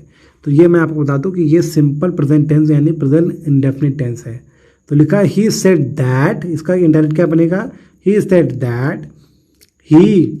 अब देखो ही क्या है, थर्ड पर्सन, तो ही को हम बदलेंगे नहीं, तो लिखा है he said that he wrote. Rights का सेकेंड फॉर्म क्या होता है, रोट। पास्ट इंडेफिनिट में क्या यूज होता है, सेकेंड फॉर्म ही यूज होता है ना। तो ही रोट अ लेटर, ठीक, पास्ट इंडेफिनिट में। अब सेकेंड, मोहन सेड, मोहन ने कहा। She does not sing a song, वो गाना नहीं गाती है, तो उसका क्या बन जाएगा, मोहन सेड, मोहन ने कहा, दैट की she did not sing a song. Does present indefinite का नेगेटिव सेंटेंस है, और जब हम डिड लगा देंगे तो ये पास्ट इंडेफिनिट का नेगेटिव सेंटेंस हो जाएगा, ठीक है। ठीक वैसे ही आपको बाकी सब भी करना है। Exercise number 1। अब लिखा है चेंज ऑफ पर्सन। अब पर्सन में चेंज होता है, वो देखते हैं कैसे। पर्सनल प्रोनाउन 3 प्रकार के होते हैं, व्यक्तियों के लिए प्रयोग किए जाते हैं। जैसे the first person who speak, जो बोलता है उसको हम फर्स्ट पर्सन कहते हैं। जैसे आई, माई, मी, फर्स्ट पर्सन होता है, ठीक। इसमें वी नहीं लिखा है, वी भी होता है। लिखा है second, the person spoken to, जिससे हम ये बात कह रहे होते हैं वो दूसरा व्यक्ति होता है, जैसे यू, योर या यू। थर्ड पर्सन, जिसके बारे में बात कर रहे होते हैं हम, जैसे he, his, him, she, her, third person हो गया। लिखा है पर्सनल प्रोनाउन की एक सूची दी गई है, उसे नंबर तथा जेंडर का ध्यान रखते हैं। ये चार्ट आपको याद रखना है, पर्सनल प्रोनाउन का है, बहुत सिंपल है। सिंगुलर प्लूरल आपको ये सब पता ही है, सिंगुलर प्लूरल, ठीक है ना। अगर सब्जेक्टिव केस को नॉमिनेटिव केस भी कहते हैं, ऑब्जेक्ट को ऑब्जेक्टिव केस कहते हैं, पॉजेसिव केस मतलब आपको पता ही है। अब लिखा इम्फेटिक यानी कि जो बात चढ़ा बढ़ाकर या जोर दे के कही जाए, खासकर जोर दे के, ठीक। तो आप यहाँ पे पूरा लिखा हुआ, आप समझ जाइए। मैं आपको बस हल्का सा उदाहरण दे रहा हूँ, आपको ये ड्यूटी है कि आप इसको चेक करो। फर्स्ट पर्सन समझा दे रहा हूँ। लिखा है आई का ऑब्जेक्टिव केस क्या होता है, मी। आई का पॉजिटिव केस क्या होता है, माई या माइन। और आई का रिफ्लेक्सिव प्रोनाउन क्या होता है, माई सेल्फ, ठीक। वैसे ही प्लूरल जो होता है वी का ऑब्जेक्टिव केस अस होता है, यानी कि इसको ऑब्जेक्ट के रूप में जब यूज़ करेंगे तो हम अस के रूप में यूज़ करेंगे। पॉजेसिव यानी किसी पे हक जताने की बात करेंगे तो हम अवर या अवर्स के रूप में यूज़ करेंगे। और जोर दे के कोई बात कहेंगे तो हम अवर सेल्फ दे के बोलेंगे। जैसे we our self done this, हमने अपने से ये काम किया, तो हम देखो अपने से जोर दे के बोल रहे हैं ना, तो ऐसी चीज़ों के लिए हम अवर सेल्फ का यूज़ करते हैं। क्लियर हो गया, ठीक। वैसे सेकंड थर्ड पर्सन आप समझिएगा, जहाँ डाउट होगा तो मुझसे पूछिएगा। विशेष, फर्स्ट तथा सेकंड पर्सन यानी स्त्री तथा पुरुष के लिए समान शब्द ही प्रयोग होते हैं। फर्स्ट पर्सन यानी फर्स्ट पर्सन जैसे आई हो या वी हो, उसको हम स्त्री हो या पुरुष, उसके लिए हम सेम यूज करते हैं। थर्ड पर्सन में ही, हिज, हिम पुल्लिंग यानी आदमियों के लिए होता है। शी, हर या हर्स स्त्रीलिंग यानी औरतों के लिए किया यूज किया जाता है या लड़कियों के लिए। दे, देम और देयर ये बहुवचन होता है, इसलिए इसको हम पुल्लिंग या स्त्रीलिंग दोनों के साथ प्रयोग कर सकते हैं। क्लियर हो गया। अब लिखा पर्सन बदलने के नियम। अब पर्सन बदलने का नियम क्या है? केवल रिपोर्टेड स्पीच का पर्सन बदलता है, रिपोर्टिंग वर्ब का नहीं। अगर रिपोर्टिंग वर्ब में कोई पर्सन लिखा हुआ तो उसको नहीं बदलेंगे, हम सिर्फ रिपोर्टेड वर्ब का पर्सन बदलेंगे। क्या लिखा है? फर्स्ट पर्सन यानी बदलने के नियम। प्रथम पुरुष यानी फर्स्ट पर्सन के प्रोनाउन को रिपोर्टिंग वर्ब के सब्जेक्ट के पर्सन नंबर तथा जेंडर के अनुसार बदल जाता है। यानी जो मैंने कहा था आपको, जो देखो यहाँ डार्क लिखा हुआ है कि रिपोर्टिंग वर्ब सीता सेड है, और रिपोर्टेड स्पीच क्या है? I have done my homework, जो इन्वर्टेड कॉमा के अंदर लिखा है। तो रिपोर्टेड स्पीच में जो फर्स्ट पर्सन यूज हुआ है आई और माई, इन दोनों को हम बदलेंगे रिपोर्टिंग वर्ब। जो सीता सेड लिखा है वो रिपोर्टिंग वर्ब है, उसके सब्जेक्ट के अनुसार। सीता क्या है? सिंगुलर है, तो हम जो प्रोनाउन यूज करेंगे वो सिंगुलर प्रोनाउन यूज करेंगे। सीता लड़की है इसलिए हम शी यूज कर रहे हैं। Sita said that she had done, तो सी का, अब देखो माई यानी पॉजिटिव केस, अब यहाँ देखो माई पॉजिटिव केस, आई का पॉजिटिव केस माई था, वैसे ही शी का पॉजिटिव केस क्या हो जाएगा? यहाँ देखो थर्ड पर्सन में शी का पॉजिटिव केस हर है, तो यहाँ हमने क्या यूज़ कर लिया? Her homework. ठीक। अब देखा है रिपोर्टिंग वर्ब का सब्जेक्ट सीता है, अतः रिपोर्टिंग स्पीच में आई तथा माई को सीता के अनुसार नंबर तथा जेंडर में बदल जाता है। बदलने पर आई को शी तथा माई को हर सीता के रूप में बदलता, मतलब कि आई बदल जाएगा शी में और माई बदल जाएगा हर। ठीक है, बदल जाएगा। एग्जाम्पल एक और, I said I write a letter to my father, मैंने कहा मैंने अपने पिता को एक पत्र लिखा। अब देखो आई फर्स्ट पर्सन है, फर्स्ट पर्सन किसके अनुसार बदलेगा? रिपोर्टिंग वर्ब के सब्जेक्ट। रिपोर्टिंग वर्ब का सब्जेक्ट भी आई है, यानी कि दोनों सेम है, यानी कि कोई परिवर्तन ही नहीं होगा। इस उदाहरण में रिपोर्टिंग वर्ब तथा रिपोर्टेड स्पीच दोनों में पर्सन फर्स्ट पर्सन में ही है, इसलिए परिवर्तन नहीं किया गया। Example, you said I write a letter to my father. अब देखो यहाँ लिखा है यू सेड, यानी रिपोर्टिंग वर्ब बदल गया, रिपोर्टिंग वर्ब हो गया यू सेड। तो आई जो लिखा हुआ है वो किसके अनुसार बदलेगा? फर्स्ट पर्सन है, यानी फर्स्ट पर्सन है, यानी कि इसको बदलेंगे हम रिपोर्टिंग वर्ब के सब्जेक्ट के अनुसार। सब्जेक्ट क्या लिखा है? यू, तो यू का सब्जेक्टिव केस यू होता है और पॉजिटिव केस योर होता है, तो इसका क्या बदलेगा? यू सेड, आपने कहा था कि, you wrote a letter to your father, आपने अपने पिता को पत्र लिखा। ये एक बात ध्यान दीजिएगा, हम प्रोनाउन के बारे में बात कर रहे हैं, लेकिन यहाँ देखो टेंस भी बदल रहा है, तो वो ध्यान दीजिएगा, दोनों टेंस भी बदल रहा है, प्रोनाउन भी बदल रहा है। सेम वही एग्जांपल आपको फिर वी वाला समझाया है, तो मैं वही रिपीट, आप देखिएगा, समझिएगा, नहीं आएगा तो मुझसे पूछेगा, आपको इसका PDF भी मिल जाएगा वीडियो की डिटेल में। नहीं मिलेगा तो मुझसे कमेंट बॉक्स में पूछना, मैं आपको दे दूंगा। सेकेंड पर्सन बदलने के नियम। सेकेंड पर्सन के प्रोनाउन को रिपोर्टेड स्पीच में आते हैं, उन्हें हम रिपोर्टिंग वर्ब के ऑब्जेक्ट के पर्सन नंबर या जेंडर के अनुसार बदलते हैं। यानी अभी तक हमने सिर्फ फर्स्ट पर्सन देखा था, अब फर्स्ट पर्सन को हम रिपोर्टिंग वर्ब के सब्जेक्ट के अनुसार बदल रहे थे। अब आ रहा है सेकेंड पर्सन। सेकेंड पर्सन क्या होता है? यू। तो यू को हम बदल सकते हैं रिपोर्टिंग वर्ब के ऑब्जेक्ट के अनुसार। देखो डायरेक्ट क्या लिखा है? ही सेड टू हिम, इसमें सब्जेक्ट क्या है? ही, वर्ब क्या है? सेड टू, और ऑब्जेक्ट क्या है? हिम। तो रिपोर्टिंग वर्ब में तीन चीज़ें हैं, subject he, said to verb, और हिम क्या है? ऑब्जेक्ट है। क्लियर हो गया? और अंदर क्या लिखा है? You write a letter to your father, तो यू क्या है? सेकेंड पर्सन है। सेकेंड पर्सन किसके अनुसार बदलेगा? वो बदलेगा ऑब्जेक्ट के अनुसार। किसके ऑब्जेक्ट के अनुसार? रिपोर्टिंग वर्ब के ऑब्जेक्ट के अनुसार। तो लिखा है इनडायरेक्ट में, ही टोल्ड हिम, उसने उससे कहा, दैट मतलब कि। अब देखो यू बदलेगा किसके अनुसार? हिम के अनुसार। हिम का सब्जेक्टिव केस क्या होता है? ही, और हिम का पॉजिटिव केस क्या होता है? हिज। ठीक, जैसे यू का पॉजिटिव केस योर था, वैसे ही का पॉजिटिव केस हिज है। He wrote a letter to his father. इस उदाहरण में रिपोर्टेड स्पीच में यू तथा योर सेकेंड पर्सन में है, जो रिपोर्टिंग वर्ब के ऑब्जेक्ट यानी कि हिम के अनुसार थर्ड पर्सन में बदल दिया गया है। यू को ही में बदला गया और योर को हिम के अनुसार बनाया गया है।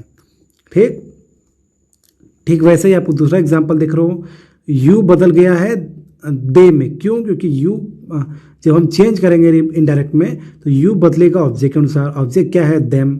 देम का सब्जेक्टिव केस क्या होता है? दे। और आपको पता है टेंस में बदलेंगे तो यू आर हैप्पी तो क्या हो जाएगा? दे वर हैप्पी। ठीक है। अगर मान लो ये सिंगुलर होता तो हम क्या लगाते? मान लो देम की जगह लिखा होता हर, ही सेड टू हर होता तो हम लिखते she was happy. She were happy नहीं, शी वॉज हैप्पी। ठीक। ऐसे ही आपको दोनों एग्जांपल और भी आगे मिल जाएंगे। तीसरा एग्जांपल भी आपको मिल जाएगा, सेम वैसे ही है। अब लिखा थर्ड पर्सन बदलने के लिए हम third person he, his, him, she, her, hers, they, their, them जो का त्यों बने रहते हैं। इसमें किसी भी प्रकार का परिवर्तन नहीं करते हैं। जैसा मैंने आपको पहले बताया थर्ड पर्सन परिवर्तन नहीं करते हैं अगर वो रिपोर्टेड स्पीच के अंदर है तो। ठीक है। तो he told her that he was, is बदल जाएगा वॉज में, आपको पता ही है, बाकी सब सेम रहेगा। ठीक।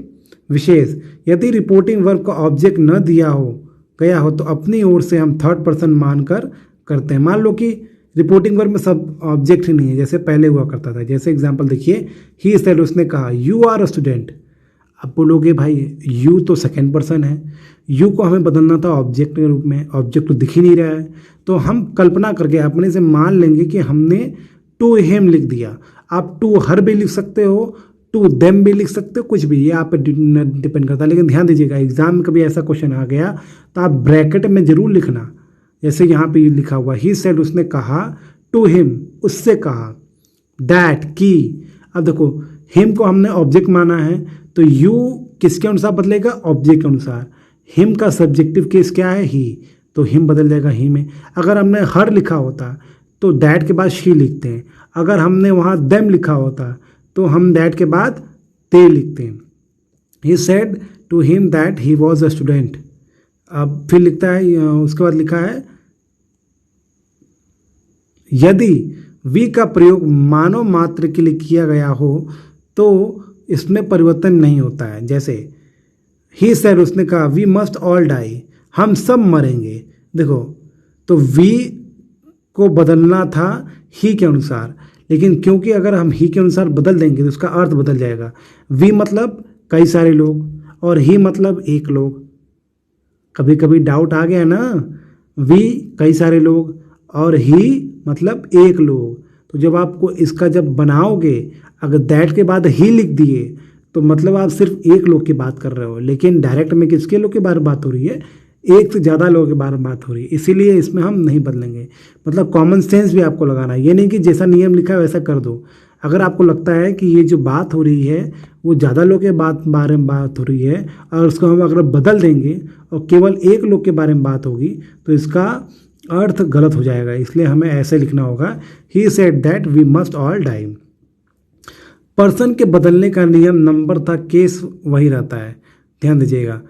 मतलब कि वो तो हम बदल देते हैं, पर्सन को बदल देते हैं, मतलब प्रोनाउन को बदल देते हैं, लेकिन जिस कंडीशन में वो लिखा हुआ है उसी कंडीशन में लिखेंगे। जैसे आई क्या है? सब्जेक्टिव केस है, तो हम जब इसको बदलेंगे ही में तो हम ही का सब्जेक्टिव केस ही लिखेंगे। ठीक वैसे ही माई क्या है? आई का पॉजेसिव केस है, तो हम जब ही बदल रहे हैं तो ही का पॉजेसिव केस ही यूज़ करेंगे। इसको अगर हम कुछ और छोटे रूप में देखें तो इसको हम लिखते हैं SON, सन। सन मतलब होता है सब्जेक्ट के अनुसार, एस मतलब सब्जेक्ट के अनुसार। जो अगर फर्स्ट पर्सन, अगर आपको जो डबल इन्वर्टेड कॉमा होता है, कॉमा के अंदर, इन्वर्टेड कॉमा के अंदर आपको कोई फर्स्ट पर्सन मिलता है प्रोनाउन के रूप में तो उसको हम सब्जेक्ट के अनुसार बदलेंगे। अगर उसी इन्वर्टेड कॉमा में आपको सेकंड पर्सन जैसे यू मिलता है उसको हम ऑब्जेक्ट के अनुसार बदलेंगे O, और थर्ड पर्सन मतलब नो चेंज, मतलब कोई कुछ नहीं बदलेंगे। ठीक है। तो इसको कई लोग, टीचर लोग 1 2 3 यानी SON के हिसाब से ही बताते हैं। जैसे यहाँ 1 यानी एक का तात्पर्य है फर्स्ट पर्सन, 2 का तात्पर्य है सेकेंड पर्सन और 3 का तात्पर्य है थर्ड पर्सन। नोट, SON का सूत्र पर्सन बदलने में सहायक होता है, बहुत काम आता है। सेकेंड एक्सरसाइज लिखा है, ही सेड, उसने कहा, आई एम वेल, मैं अच्छा हूँ। इसको आपको बदलना है अपने हिसाब से। तो क्या हो जाएगा? ही सेड दैट, आई किससे बदल जाएगा? सब्जेक्ट के अनुसार। सब्जेक्ट क्या लिखा है? ही, तो he said that he was well.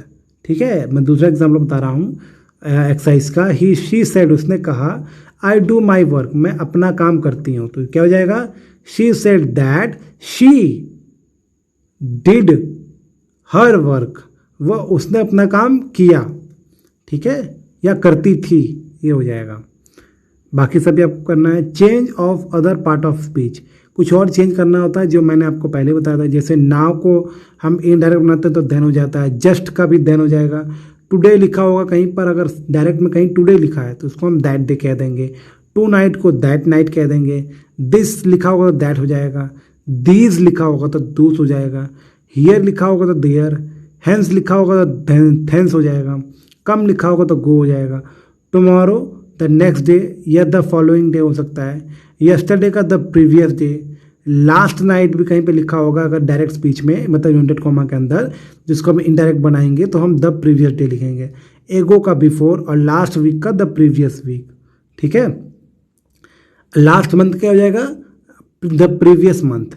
यदि वक्ता के बोलने के समय कोई वस्तु, स्थान या समय सामने है तो उनकी ओर संकेत करने वाले शब्द जैसे दिस, हियर, नाउ को नहीं बदलेंगे। वैसे मान लो सामने कोई वस्तु रखी है, जैसे दिस इज ए टेबल, ठीक है, और जिससे आप ये बात कह रहे हो, तो अगर वो वहीं पर है तो हम उसमें कोई परिवर्तन नहीं करेंगे। जैसे मान लो 3 लोग हों, ठीक है, पहला व्यक्ति बोलता है दिस इज अ टेबल, ठीक, तो आपने ये बात सुनी, तो आप तीसरे व्यक्ति से कह रहे हो, आप दूसरे व्यक्ति हो, तीसरे व्यक्ति से कह रहे हो कि पहला व्यक्ति, यानी मान लो पहला व्यक्ति, ये मान लो उसका नाम करण है, आपका नाम प्रिया है और तीसरे का नाम मान लो राहुल है। तो करण ने कहा यह टेबल है, यह टेबल है, ठीक है, मतलब दिस इज ए टेबल।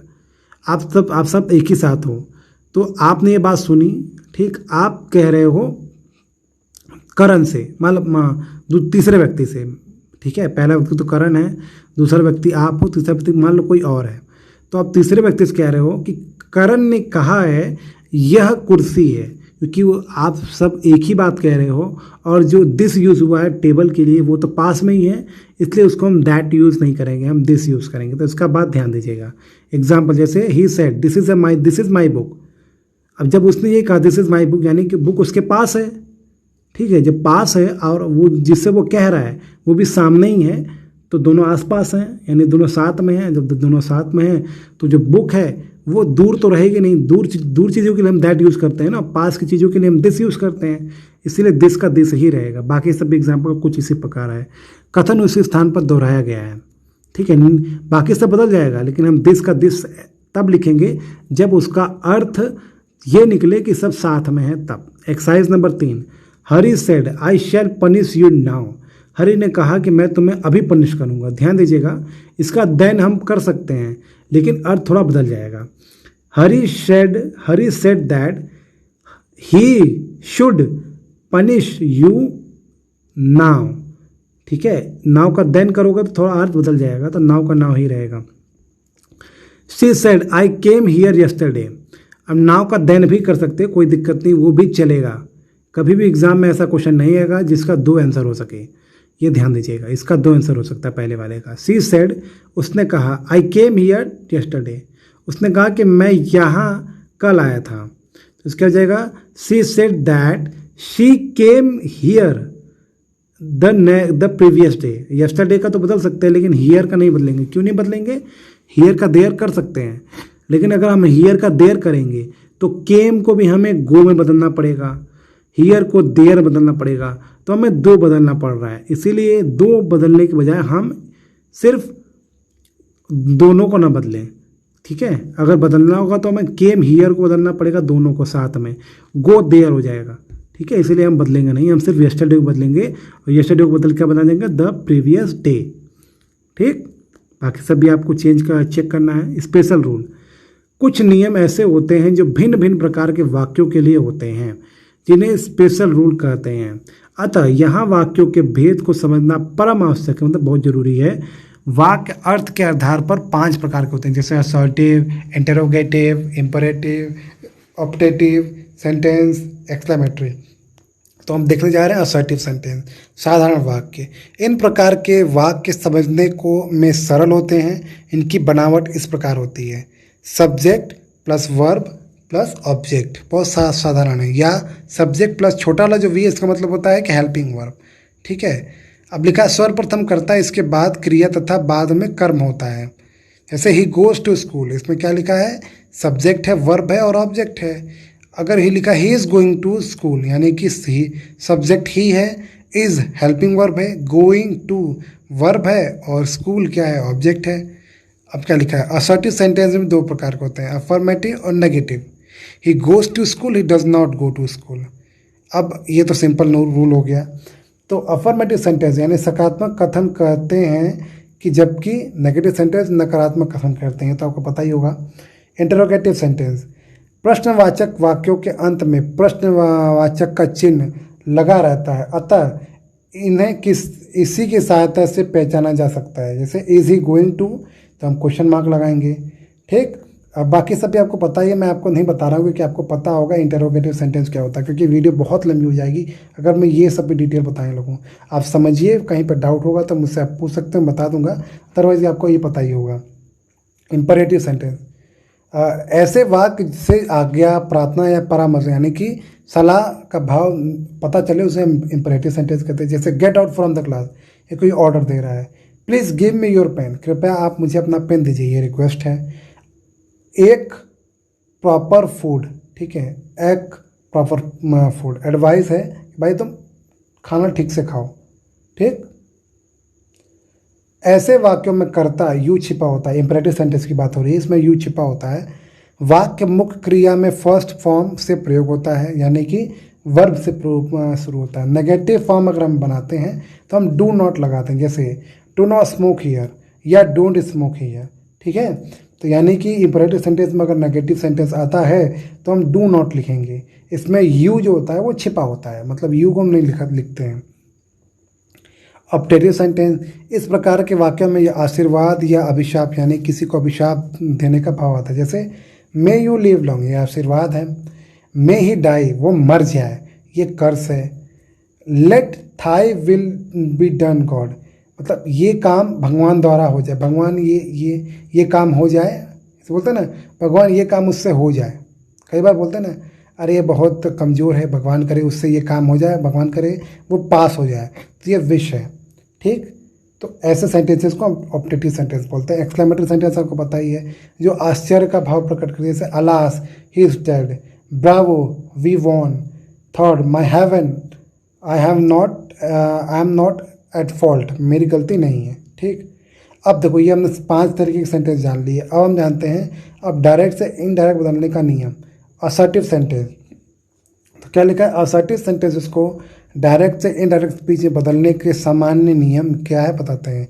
जो टेंस, पर्सन तथा समीप वाले शब्दों को दूर वाले शब्दों में बदलने में संबंधित है। प्रारंभ में ही आप पढ़ चुके हैं कि इससे संबंधित विशेष नियम, जैसे असर्टिव सेंटेंस जब रिपोर्टिंग वर्ब में लिखा हो तथा रिपोर्टेड स्पीच को इन्वर्टेड कॉमा से हटाकर दैट का प्रयोग किया था, जैसे आपको पहले ही पता है। राम सेड टू हिम, उसके बाद जो इन्वर्टेड कॉमा में लिखा वो क्या है, वो असर्टिव सेंटेंस है और वो रिपोर्टेड वर्ब है, सॉरी रिपोर्टेड स्पीच है। इनडायरेक्ट जब इसको बना रहे होते हैं तो इसका हो जाएगा राम टोल्ड हिम, राम ने उससे कहा। तो जब हम इन्वर्टेड कॉमा हटा रहे हैं इसके लिए हमने क्या यूज़ किया है, दैट कंजंक्शन का यूज़ किया है। बाकी जो नियम आपको पता ही है, बस हम दैट के बारे में जान रहे हैं। यहाँ रिपोर्टिंग वर्ब तथा रिपोर्टेड स्पीच को दैट से जोड़ा गया है। अब देखो, रिपोर्टिंग वर्ब के स्थान पर यदि से या सेज हो तो या टेल या टेल्स में बदल देते हैं, तो इस प्रकार के वाक्यों यह ध्यान रखना चाहिए कि रिपोर्टेड स्पीच के वर्ब में टेंस का परिवर्तन नहीं होता है। जैसे मैंने आपको कहा था कि रिपोर्टिंग वर्ब यानी कि जो इधर वाला होता है, मतलब कॉमा, इन्वर्टेड कॉमा के बाहर वाला, राम सेज टू मी, ये क्या है, राम सेज टू मी, ये प्रेजेंट टेंस है, मैंने आपको बताया था। रिपोर्टिंग वर्ब अगर पास्ट टेंस में है तभी हम इन्वर्टेड कॉमा के अंदर के टेंस को बदलेंगे। ठीक है, अगर रिपोर्टिंग वर्ब का टेंस प्रेजेंट में है या फ्यूचर में है तो उसको हम नहीं बदलेंगे, उसके टेंस को नहीं बदलेंगे जो इन्वर्टेड कॉमा के अंदर है। प्रोनाउन को बदल देंगे लेकिन हम टेंस को नहीं बदलेंगे। जैसे यहाँ देखो, Ram says to me, Ram मुझसे कहता है। ही रीड्स अ बुक, वह बुक पढ़ता है। तो ध्यान दीजिएगा, सेज टू को हम बदल देते हैं टेल्स में। ये नियम होता है इनडायरेक्ट में कि सेज टू किसे बदल जाता है, टेल्स में। राम टेल्स मी, राम मुझसे कहता है, दैट मतलब कि ही रीड्स अ बुक। ठीक, अब देखो यहाँ हमने टेंस नहीं बदला है, अब प्रोनाउन भी नहीं बदला है क्योंकि ही थर्ड पर्सन है। विशेष, यदि रिपोर्टिंग वर्ब का टेंस प्रेजेंट या फ्यूचर टेंस में हो तो रिपोर्टेड स्पीच का टेंस नहीं बदलता है।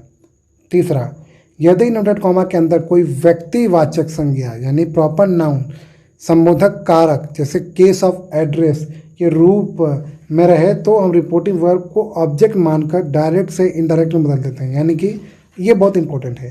जैसे आप सुनते होंगे कई बार आपको ऐसे बोला जाता है, मान लो आपका नाम है राहुल, तो ऐसे बोलते हैं, राहुल तुम यहाँ आओ। ध्यान सुनो, राहुल तुम यहाँ आओ। हमने राहुल को संबोधित किया और फिर बोल रहे हैं तुम यहाँ आओ। ठीक होता है ना, करण बेटा यहाँ आओ, ऐसे लोग बोलते हैं ना। तो ऐसे सेंटेंसेस को हम क्या बोलते हैं, केस ऑफ एड्रेस, जहाँ हम प्रॉपर नाउन को पहले उसको एड्रेस करते हैं फिर उस आगे की बात कहते हैं। द टीचर से, टीचर ने कहा, Ram I am pleased with you, Ram मैं तुमसे प्रसन्न हूँ। तो यहाँ जो राम बोला गया है, जो मतलब जो चढ़ा के बोला गया है या जिसको बोला गया है थोड़ा ज़्यादा, उसको हम ऑब्जेक्ट मान लेते हैं। क्या मान लेते हैं, ऑब्जेक्ट। जैसे राहुल तुम यहाँ आओ, तो जो हम किससे बोल रहे हैं, राहुल से बोल रहे हैं, तो राहुल को हम ऑब्जेक्ट मान लेंगे। The teacher told Ram, teacher ने राम से कहा। अब देखो, जब राम इधर आएगा, मतलब जब राम इन्वर्टेड कॉमा से बाहर आ जाएगा, तो राम जब बाहर आ जाएगा तो वो ऑब्जेक्ट बन जाएगा। किसका ऑब्जेक्ट बन जाएगा, रिपोर्टिंग वर्ब का।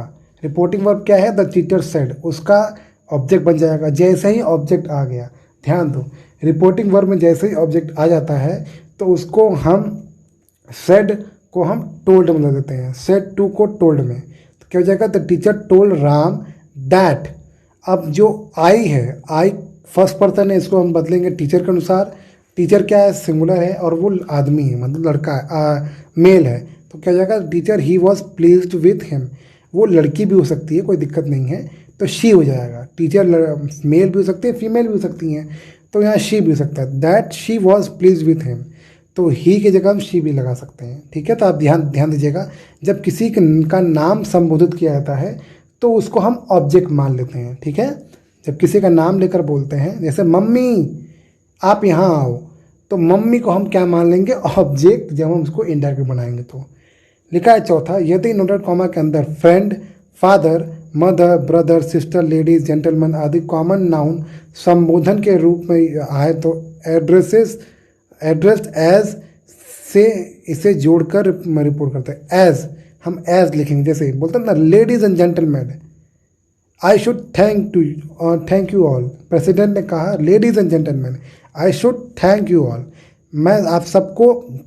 मुझे आप सबको धन्यवाद कहना चाहिए। तो इसका क्या बदलेगा, देखो, सेड को टोल्ड भी कह सकते हैं, लेकिन क्योंकि ये किसी को संबोधित कर रहे हैं तो हम एड्रेस लगाते हैं। जब किसी को हम संबोधित करते हैं, खासकर जनता को, जैसे नेता लोग जनता को संबोधित करते हैं या भीड़ को, तो हम एड्रेस लगाते हैं। सेड की जगह टोल्ड लगता है, लेकिन हम एड्रेस लगाएंगे। The president addressed as, inverted comma जब हटाएंगे तो हम एज लगाएंगे, दैट नहीं लगाएंगे जो पहले लगाते थे, हम एज लगाएंगे। लेडीज एंड जेंटलमैन एंड, और कॉमा हटाकर हम एंड लगाएंगे। एंड के बाद हम लिखेंगे सेड और कहा, दैट की। अब देखो, दैट हम कहाँ लगा रहे हैं, आई के मतलब आई से पहले लगा रहे हैं। ठीक है, ध्यान से देखो, लेडीज एंड जेंटलमैन के बाद हम सेड दैट लगा रहे हैं, उससे पहले हम सेड दैट नहीं लगा रहे हैं, उससे पहले हम एज लेडीज एंड जेंटलमैन लिख रहे हैं। I should thank you all, तो आई बदल जाएगा प्रेसिडेंट के अनुसार। प्रेसिडेंट मान लो कि वो फीमेल है या मेल है, मेल मान लो। दैट ही के साथ शुड लगा है, थैंक के बाद यू। अब देखो, यू किसके लिए आया होगा, यू आया होगा ऑब्जेक्ट के लिए। ऑब्जेक्ट क्या है, ऑब्जेक्ट तो हमने अपने से बनाया है, ladies and gentleman. Ladies and gentleman क्या है, ये तो एक लोग तो होंगे नहीं, ये कई सारे लोग होंगे। और कई सारे लोग हैं, इसलिए हम यू का क्या बना दे रहे हैं, देम, और ऑल को ऑल लिख देंगे। तो ये नियम हमको थोड़ा ध्यान देना होगा, ठीक है। पांचवा, यदि इन्वर्टेड कॉमा के अंदर स्वागत या विदाई जैसे वेलकम या फेयरवेल जैसे गुड मॉर्निंग, गुड नाइट आदि प्रकार के शब्द आए हैं तो इसको ईडियम के अनुसार इससे पहले बिड या बेड को जोड़कर रिपोर्टिंग वर्ब के पहले लगा दें। जैसे my friend said to me good morning, I am happy to see you, तो क्या हो जाएगा, माई फ्रेंड बेड, बेड मतलब होता है ये किसी को अभिवादन करना। My friend bed me good morning, मेरे दोस्त ने मुझे अभिवादन किया गुड मॉर्निंग, एंड सेड और कहा, दैट मतलब कि, I am very happy to see you, तो आई बदल जाएगा माई फ्रेंड सिंगुलर है तो he, that he was very happy to see me, you क्या है, सेकेंड पर्सन है, सेकेंड पर्सन किसके अनुसार बदलता है, ऑब्जेक्ट, ऑब्जेक्ट क्या है, मी, तो मी का ऑब्जेक्टिव केस मी होता है तो ही, सी के बाद हम मी लगा देंगे, ठीक। छठा, यदि इन्वर्टेड कॉमा के अंदर एक से अधिक असर्टिव सेंटेंस रहे तो एंड से जोड़ दिया जाता है और फर्दर या एडेड आदि का प्रयोग करके आगे वाली वाक्यों को लिखा जाता है। जैसे द किंग सेड, किंग ने कहा, इट इज़ इनफ, ये बहुत है, my mother is yet alive, मेरी माँ अभी तक जिंदा है, I will go and see her before I die, मैं जाऊँगा और मैं उन्हें देखूँगा मेरे मरने से पहले। इसमें 3-4 सेंटेंस आ गए, इसको कैसे बनाओगे, द किंग सेड दैट, पहले आप दैट लगा दोगे, फिर लिखोगे इट वॉज इनफ, फिर लिखोगे फुल स्टॉप लगा इसलिए आप फिर से दैट लिखोगे, that his mother was yet alive, फिर उसके बाद आप लगा दोगे एंड, ठीक है, एंड के बाद आप फिर दैट लिखोगे, एंड दैट, फुल स्टॉप के बाद आप फिर से दैट लिखोगे। आई किसके अनुसार बदलेगा, वो बदलेगा हिज के अनुसार, माई बदला था हिज के अनुसार, किंग के अनुसार, तो माई बदला किंग के अनुसार, हिज हो गया, आई बदलेगा किंग के अनुसार, क्या बन जाएगा, ही, ठीक। तो that he would, she will बदल जाएगा वुड में, तो he would go and see her before he died, I बदल जाएगा किंग के अनुसार और आई बदल के आ जाएगा ही। मुझे पता है बहुत लंबा हो जा रहा है, लेकिन अगर आप बहुत ध्यान समझोगे तो आपको बहुत अच्छे तरीके से समझ में आ जाएगा। यदि आप इसको थोड़ा रुक के भी देख सकते हो, लगातार देखोगे तो हो सकता है आपको ना है, आप वीडियो को थोड़ा मतलब कभी आधा घंटा देखो फिर समझो, फिर आधा घंटा देखो फिर समझो, ऐसा भी कर सकते हो। यदि इन्वर्टेड कॉमा के अंदर यस या नो आए तो भाव लेकर रिप्लाइड इन अफर्मेटिव या नेगेटिव, अगर पॉजिटिव में किसी ने यस बोला है तो बोलोगे रिप्लाइड इन अफर्मेटिव, अगर किसी ने नो बोला है तो रिप्लाइड इन नेगेटिव हम बोल सकते हैं। जैसे आई आस्क्ड हिम, मैंने उससे पूछा, आर यू इल, क्या आप बीमार हो, ही सेड यस, और उसने कहा हाँ, तो इसका इनडायरेक्ट क्या बनेगा, आई आस्क्ड हिम, मैंने उनसे पूछा। ये आपको बता दिया जाएगा कि जब कभी भी इंटरोगेटिव सेंटेंस यूज़ होता है इन्वर्टेड कॉमा के अंदर तो हम जो आप दैट जहाँ देखते हो, जहाँ दैट लिखा जाता है वहाँ हम इफ़ या वेदर लगाते हैं या कोई क्वेश्चन वर्ड। अगर इन्वर्टेड कॉमा के अंदर कोई क्वेश्चन वर्ड पहले से लिखा है, जैसे हु, व्हाट, वाई पहले से ही लिखा हुआ है तो हम वो लिख देंगे। अगर वो नहीं लिखा हुआ है तो हम इफ़ या वेदर लिखेंगे। तो I asked him if he was ill, बाकी सब आपको नियम पता ही है। फिर ही सेड की जगह हम क्या लिख देंगे, ही रिप्लाइड इन अफर्मेटिव, ठीक, इस तरीके से। मान लो उसने नो बोला होता तो हम लिखें ही रिप्लाइड इन द नेगेटिव, इस तरह। किंतु वही लिखा है कि यह प्रयोग अच्छा नहीं समझा जाता है, कई लोग इसको बोलते हैं अच्छा नहीं है, इसलिए इसको इस प्रकार से बदलना चाहिए। I asked him if he was ill, he said that he was.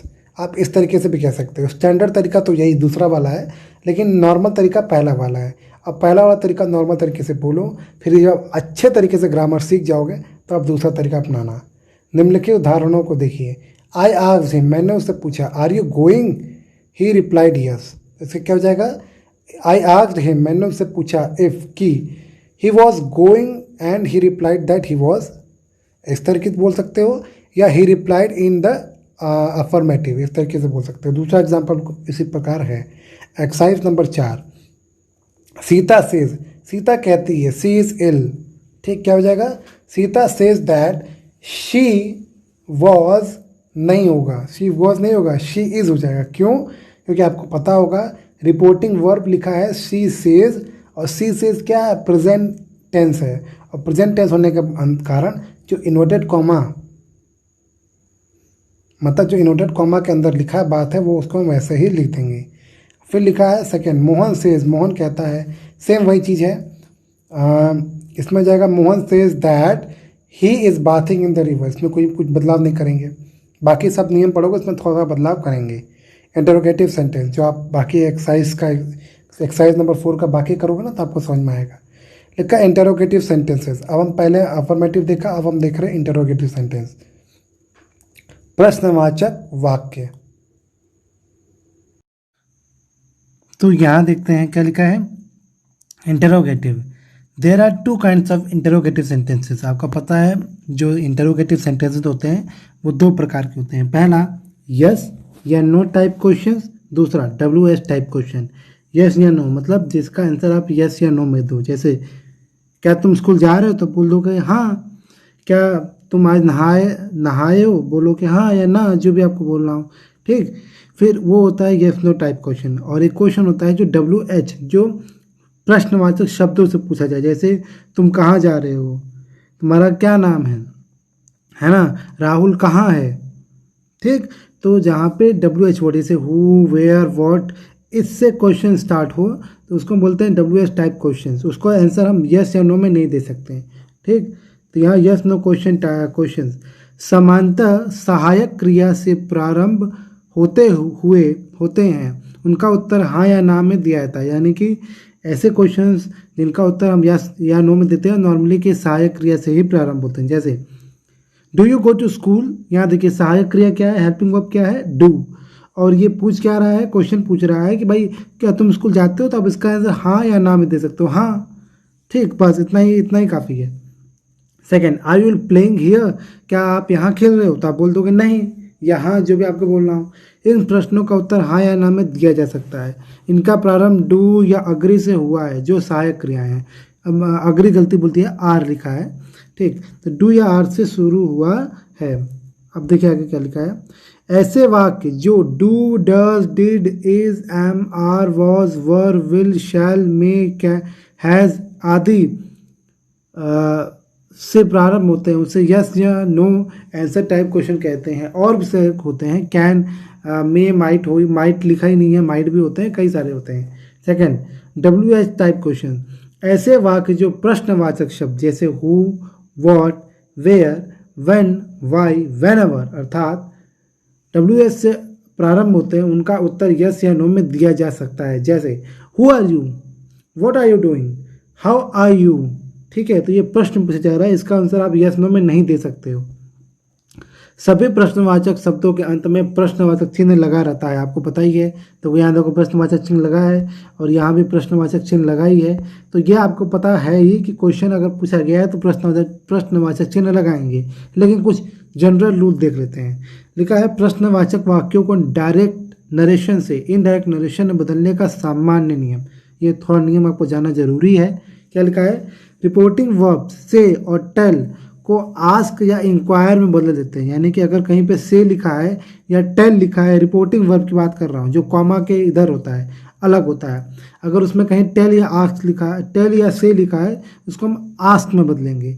अगर इंक्वायर लिखा है, मतलब इंक्वायर लिखा में गलती हो गया, आस्क या इंक्वायर मतलब दोनों आप लिख सकते हो, या तो आस्क लिख सकते हो या इंक्वायर लिख सकते हो। किसके बदले, से या टेल के बदले। अगर वो जो इन्वर्टेड कॉमा के बाहर जो लिखा होता है ना, वो अगर वहाँ पे कहीं पे से या टेल लिखा हो तो उसको हम आस्क या इंक्वायर में बदल सकते हैं। फिर आगे लिखा यदि सेड है तो आस्क या इंक्वायर्ड में परिवर्तित किया जा सकता है या किया जाता है। यानी कि अगर उस इन्वर्टेड कॉमा के बाहर कहीं पे सेड लिखा है, जैसे राहुल सेड, प्रिया सेड, है ना, और होता है प्रियंका सेड, तो इसमें हम सेड अगर लिखा होगा उसको जब हम इनडायरेक्ट बना रहे होंगे तो या तो हम आस्क्ड लिख देंगे या तो इंक्वायर्ड लिख देंगे। ये पहला नियम। दूसरा, वाक्य को प्रश्नवाचक से साधारण वाक्य में बदल देते हैं। यानी कि जो वाक्य प्रश्न मतलब प्रश्न पूछ रहा है उसको हम साधारण तरीके से पूछेंगे। अर्थात इसका मतलब क्या है, इसका सेम मतलब है, थर्ड लाइन में लिखा है प्रश्नवाचक चिन्ह को हटाकर फुल स्टॉप लगा देते हैं। जैसे ही हम उसको साधारण वाक्य बना देंगे तो प्रश्नवाचक चिन्ह अपने आप हट जाएगा। ठीक, वहाँ फुल स्टॉप लगेगा। पर्सन या टेंस का परिवर्तन पहले की तरह होता है। यानी कि जैसा हम पर्सन या टेंस का परिवर्तन करते थे ठीक वैसा ही परिवर्तन अब भी करेंगे। क्लियर हुआ एकदम बढ़िया से। अब देखते हैं आगे लिखा है विशेष नियम। कुछ विशेष नियम देखते हैं। यस या नो आंसर टाइप क्वेश्चन। विशेष yes no answer type question में इन्वर्टेड कॉमा हटाने पर दैट नहीं लगाया जाता, दैट के बजाय इफ या वेदर का प्रयोग होता है। यानी कि ध्यान दीजिएगा, दो टाइप के क्वेश्चन सेंटेंस होते हैं, एक यस नो वाले, एक डब्ल्यू एच वर्ड वाले। तो जो यस नो वाला है उसमें हम जहाँ बार बार दैट लगाते थे वो इन्वर्टेड कॉमा के हटाने के लिए, वहाँ हम दैट नहीं लगाएंगे, वहाँ हम या तो इफ़ लगाएंगे या तो वेदर। इसका हिंदी मतलब होता है कि। इफ़ मतलब आपको पता होगा यदि होता है, लेकिन इफ़ का एक और मीनिंग होता है कि, और वेदर मतलब भी होता है कि। शेष नियम पूर्वरत है। पूर्वरत मतलब जो ये नियम जो आप फॉलो कर रहे हो सेम वैसा ही नियम में, बस एक अंतर है कि इसमें हम इफ़ या वेदर लगा देंगे। देखिए डायरेक्ट क्या लिखा है, ही सेड टू मी, उसने मुझसे कहा, are you going to school today, क्या तुम स्कूल जा रहे हो आज। अब देखो क्या करेंगे, ही सेड टू, यहाँ आप यहाँ आपने यहाँ देखो यहाँ क्या लिखा है, ध्यान से देखिएगा। यदि सेड है तो आस्क्ड, तो यहाँ सेड लिखा है, सेड टू तो इसको हम किससे बदल देंगे, आस्क्ड में। ही आस्क्ड मी, मैं पहले का इंडायरेक्ट बता रहा हूँ, ही आस्क्ड मी। अब कॉमा इन्वर्टेड कॉमा हटाने के लिए क्या लगाना है हमें यहाँ पे क्या लिखा हुआ है, हम क्या लगाएंगे, दैट नहीं लगाएंगे, हम इफ़ या वेदर लगाएंगे। तो हम यहाँ क्या लगाएंगे, इफ़। अब वेदर भी लगा सकते हो, मैंने इफ़ लगाया, इफ़। नॉर्मली लोग इफ़ लगाते हैं क्योंकि वो छोटा होता है, इफ़। अब देखो जो ब्रैकेट के अंदर का इन्वर्टेड कॉमा के अंदर का सेंटेंस है वो क्या है, इंटरोगेटिव। उसे हमें सामान्य बनाना है। सामान्य बनने का नियम क्या होता है कि हमें सबसे पहले सब्जेक्ट लेकर आना है, फिर हेल्पिंग वर्ब, फिर मेन वर्ब, फिर अगर ऑब्जेक्ट है तो ऑब्जेक्ट, है ना। ऐसे ही होता है ना सेंटेंस, नॉर्मल सेंटेंस। तो देखो क्या करेंगे हम, आर यू तो ये तो आर यू से स्टार्ट हो रहा है, यानी कि ये तो इंटरोगेटिव है। इसको हमें चेंज कर देंगे, इसमें चेंज कर देंगे हम पॉजिटिव या नेगेटिव, साधारण वाक्य बोल सकते हो, सिंपल सेंटेंस बदल देंगे। तो यू, अगर देखो आपको नियम याद होगा, अभी हमने ऊपर पढ़ा था कि यू जो है, यू को हम बदल देते हैं। यू को किसमें बदलते हैं, हम यू को हम बदलते हैं ऑब्जेक्ट के अनुसार। ऑब्जेक्ट क्या है, मी लिखा है, ध्यान से देखिएगा। ही सेड टू मी, इसमें ही सब्जेक्ट है और मी ऑब्जेक्ट है। रिपोर्टिंग वर्ब की बात कर रहा हूँ मैं। और रिपोर्टेड स्पीच में जो यू लिखा है, यानी जो सब्जेक्ट लिखा है, उसको हम किसके अनुसार चेंज करेंगे, मी के अनुसार। ठीक है, तो he said to me change जाएगा are you going to school. तो इसमें क्या हो जाएगा, यू किसके अनुसार चेंज जाएगा, मी के अनुसार। तो आपने देखा था, आपने पढ़ा था कि मी का सब्जेक्टिव केस क्या होता है, आई। मैं आपको दिखा दे रहा हूँ, अभी हमने यही कहीं पढ़ा था, कहाँ गया, बहुत आगे है, तो मैं आपको दिखाने के लिए ऐसा कर रहा हूँ, ठीक है, ताकि आपको पता चल जाए कि जो मैं कहना चाह रहा था। कहाँ गया, हाँ, पर्सन बदलने का नियम, ये देखिए कहाँ गया, हाँ यहाँ देखिए, यहाँ पे देखिए सेकंड वाला, सेकंड पर्सन वाला रूल देखिए जो लिखा हुआ है कि यू किसके अनुसार चेंज हुआ था, हिम के अनुसार। और हिम का क्या कहते हैं, नॉमिनेटिव या सब्जेक्टिव केस क्या होता है, ही। ठीक है, वैसे ही हम क्या करेंगे, जो हमने रूल पढ़ा है उसके अनुसार हम यहाँ पे क्या हो गया, मी का सब्जेक्टिव केस आई। तो he asked me if I was going to school that day. अब देखो आई, पहले ये इसमें देखो 3-4 चीज़ें हमें करनी है। पहली चीज़, हमें सेंटेंस को साधारण बनाना है, पहला। दूसरा, अगर टेंस जिस टेंस में लिखा हुआ है उसको पहचान कर उसका टेंस भी तो बदलना है। तो ये किस में लिखा है, आर यू गोइंग, यानी कि ये प्रेजेंट कॉन्टिन्यूस टेंस है, तो इसको किसके अनुसार चेंज करेंगे, पास्ट कॉन्टिन्यूस के हिसाब से। पास्ट कॉन्टिन्यूस में हेल्पिंग ऑफ कौन सा होता है, वॉज या वर, ये ठीक है। तो पहला काम हमें टेंस भी बदलना है, हमें इस जो इंटरोगेटिव लिखा है उसको हमें साधारण बनाना है। तो साधारण बनाने के लिए हमें क्या करना है, बस हमें आर यू को चेंज करना है। तो हेल्पिंग वर्ब बाद में लगाना है, पहले सब्जेक्ट लाना है। तो यू बदल जाएगा आई में, तो क्या हो जाएगा आई। और आई के साथ हम पास्ट कॉन्टिन्यूस में क्या लगाते हैं, वॉज या वर, वॉज लगाते हैं, तो आई वॉज। बाकी सब उसके बाद सम सेम रहेगा, गोइंग का गोइंग रहेगा, टू का टू रहेगा, स्कूल का स्कूल। बस अंतर क्या है, आपने पढ़ा था, जैसे आपने पढ़ा था टुडे का दैट डे हो जाता है, नाउ का देन हो जाता है, चेंज जाता है। टुमारो का द नेक्स्ट डे हो जाता है, यस्टरडे का द प्रीवियस डे हो जाता है, ऐसे हो जाता है। तो ठीक यहाँ पे लिखा he asked me if I was going to school that day, यहाँ दैट डे हो जाएगा। तो क्या क्या परिवर्तन हुआ, ध्यान से देखिएगा। हमने क्या परिवर्तन किया, हमने पहला परिवर्तन ये किया कि हमने जो सेंटेंस इंटरोगेटिव में लिखा था इन्वर्टेड कॉमा के अंदर, उसको हमने बदला सिंपल सेंटेंस में। फिर हमने टेंस बदला, टेंस था प्रेजेंट कॉन्टिन्यूअस, उसको हमने बदल दिया पास्ट कॉन्टिन्यूअस। तीसरी चीज, जो पर्सन था उसको हमने चेंज किया, जैसे यू को हमने चेंज किया आई में, और दैट टुडे का चेंज हो गया दैट डे। और एक और मेन काम हुआ था, वो क्या हुआ था, सेड टू बदल गया था आस्क्ड में। तो ये सब नियम आपको याद होना चाहिए। दूसरा, ही सेड टू हिम, उसने उससे कहा, will you listen to a such person, क्या तुम ऐसे लोग के बारे में बात करोगे। ठीक, तो इनडायरेक्ट में इसका आंसर आता है ही इंक्वायर्ड हिम। यहाँ देखो आस्क्ड नहीं लिखा, यहाँ क्या लिख दिया, इंक्वायर्ड। तो कोई दिक्कत नहीं, आप आस्क्ड भी लिख सकते हैं, इंक्वायर्ड भी लिख सकते हो। नॉर्मली लोग आस्क्ड लिखते हैं, तो ही इंक्वायर्ड हिम। अब देखो यहाँ फिर से सेंटेंस देखियो, will you listen to a such person, क्या तुम ऐसे लोग की बात सुनोगे। ठीक, तो ये क्या है, इसका आंसर आप यस या नो में दे सकते हो, हाँ या ना में, यानी कि ये yes no answer type question हो गया।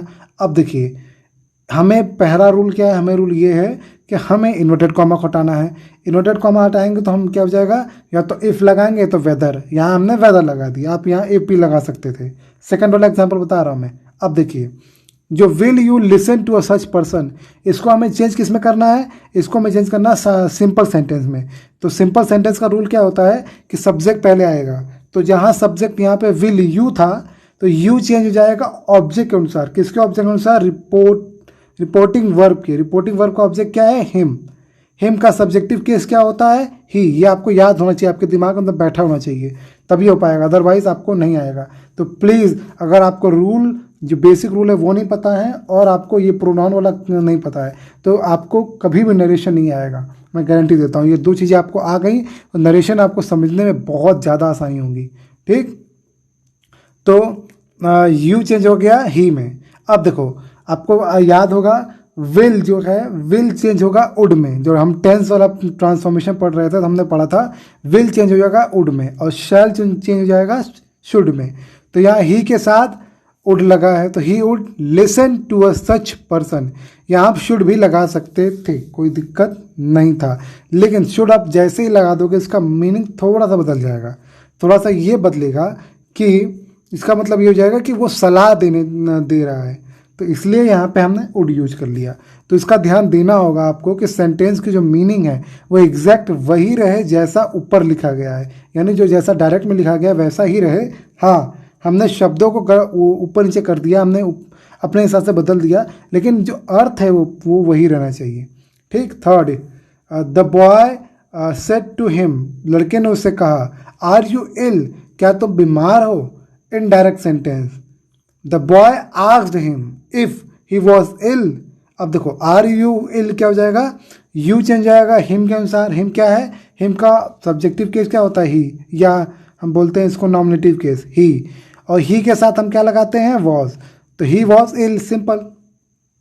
उपयोग उदाहरणों को देखने से स्पष्ट होता है कि सेट के स्थान पर आस्क्ड या इंक्वायर्ड किया गया है, कॉमास हटाकर इफ या वेदर का प्रयोग किया गया है, सहायक क्रिया को कर्ता के बाद रखा कर दिया गया है, पर्सन टेंस तथा समीप वाले शब्दों का परिवर्तन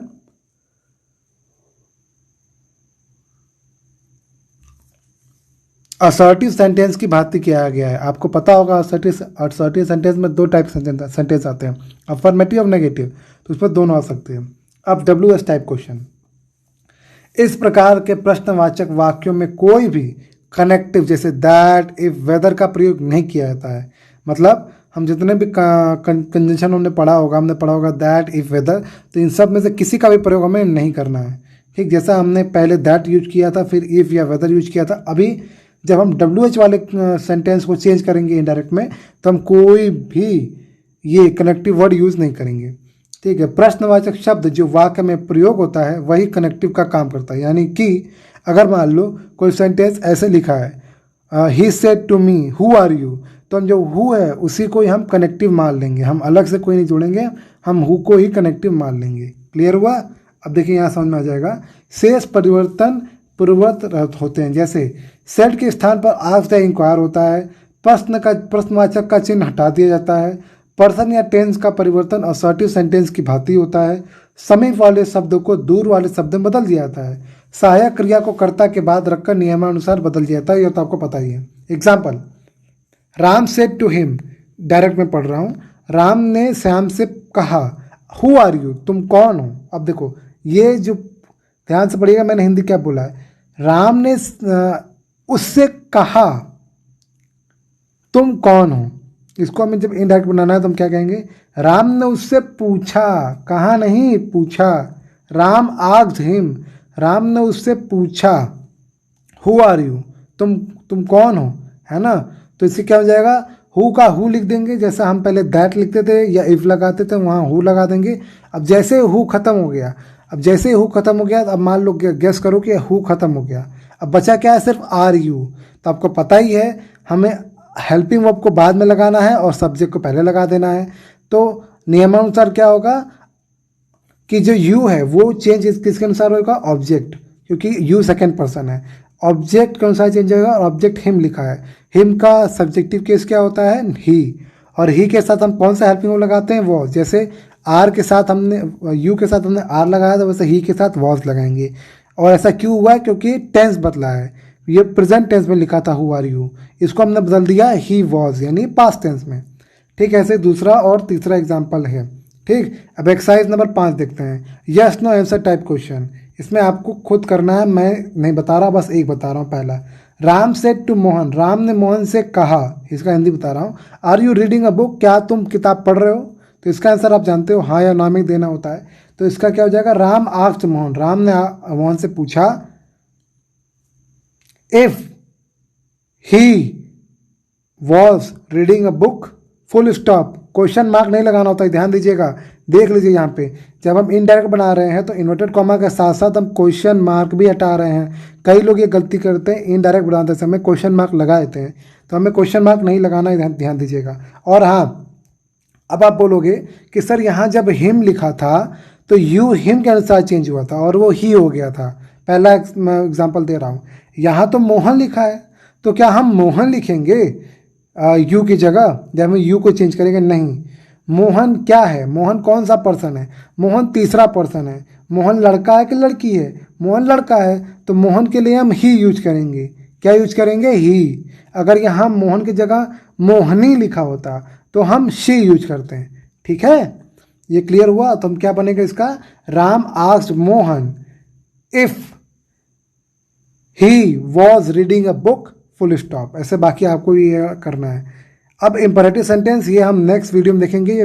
ये आपका जो ये आपने देखा है, ये देखा है नरेशन जो आप पढ़ रहे हैं, नरेशन का ये पार्ट 1 था। पार्ट 2 में कल आपको दूंगा, और पार्ट 2 पूरा इम्परेटिव सेंटेंस स्टार्ट होगा, पूरा आपको ख़त्म कर दिया जाएगा, पूरा नरेशन। ठीक है, तो ये कोई भी क्लास का बच्चा देख सकता है, क्लास 6 से क्लास 12 तक कोई बच्चा देख सकता है, उसको बेसिक समझ में आ जाएगा। अगर कहीं डाउट है, परेशानी, तो मुझसे वो पूछ सकता है। तो ये वीडियो फर्स्ट पार्ट का यहीं पे ख़त्म किया जाता है, नेक्स्ट पार्ट आपको कल मिल जाएगा। ठीक है ना, इसी के साथ हम वीडियो को एंड करने वाले हैं। आपने ये वीडियो देखा उसके लिए आपका बहुत बहुत धन्यवाद। Thank you so much for watching this video.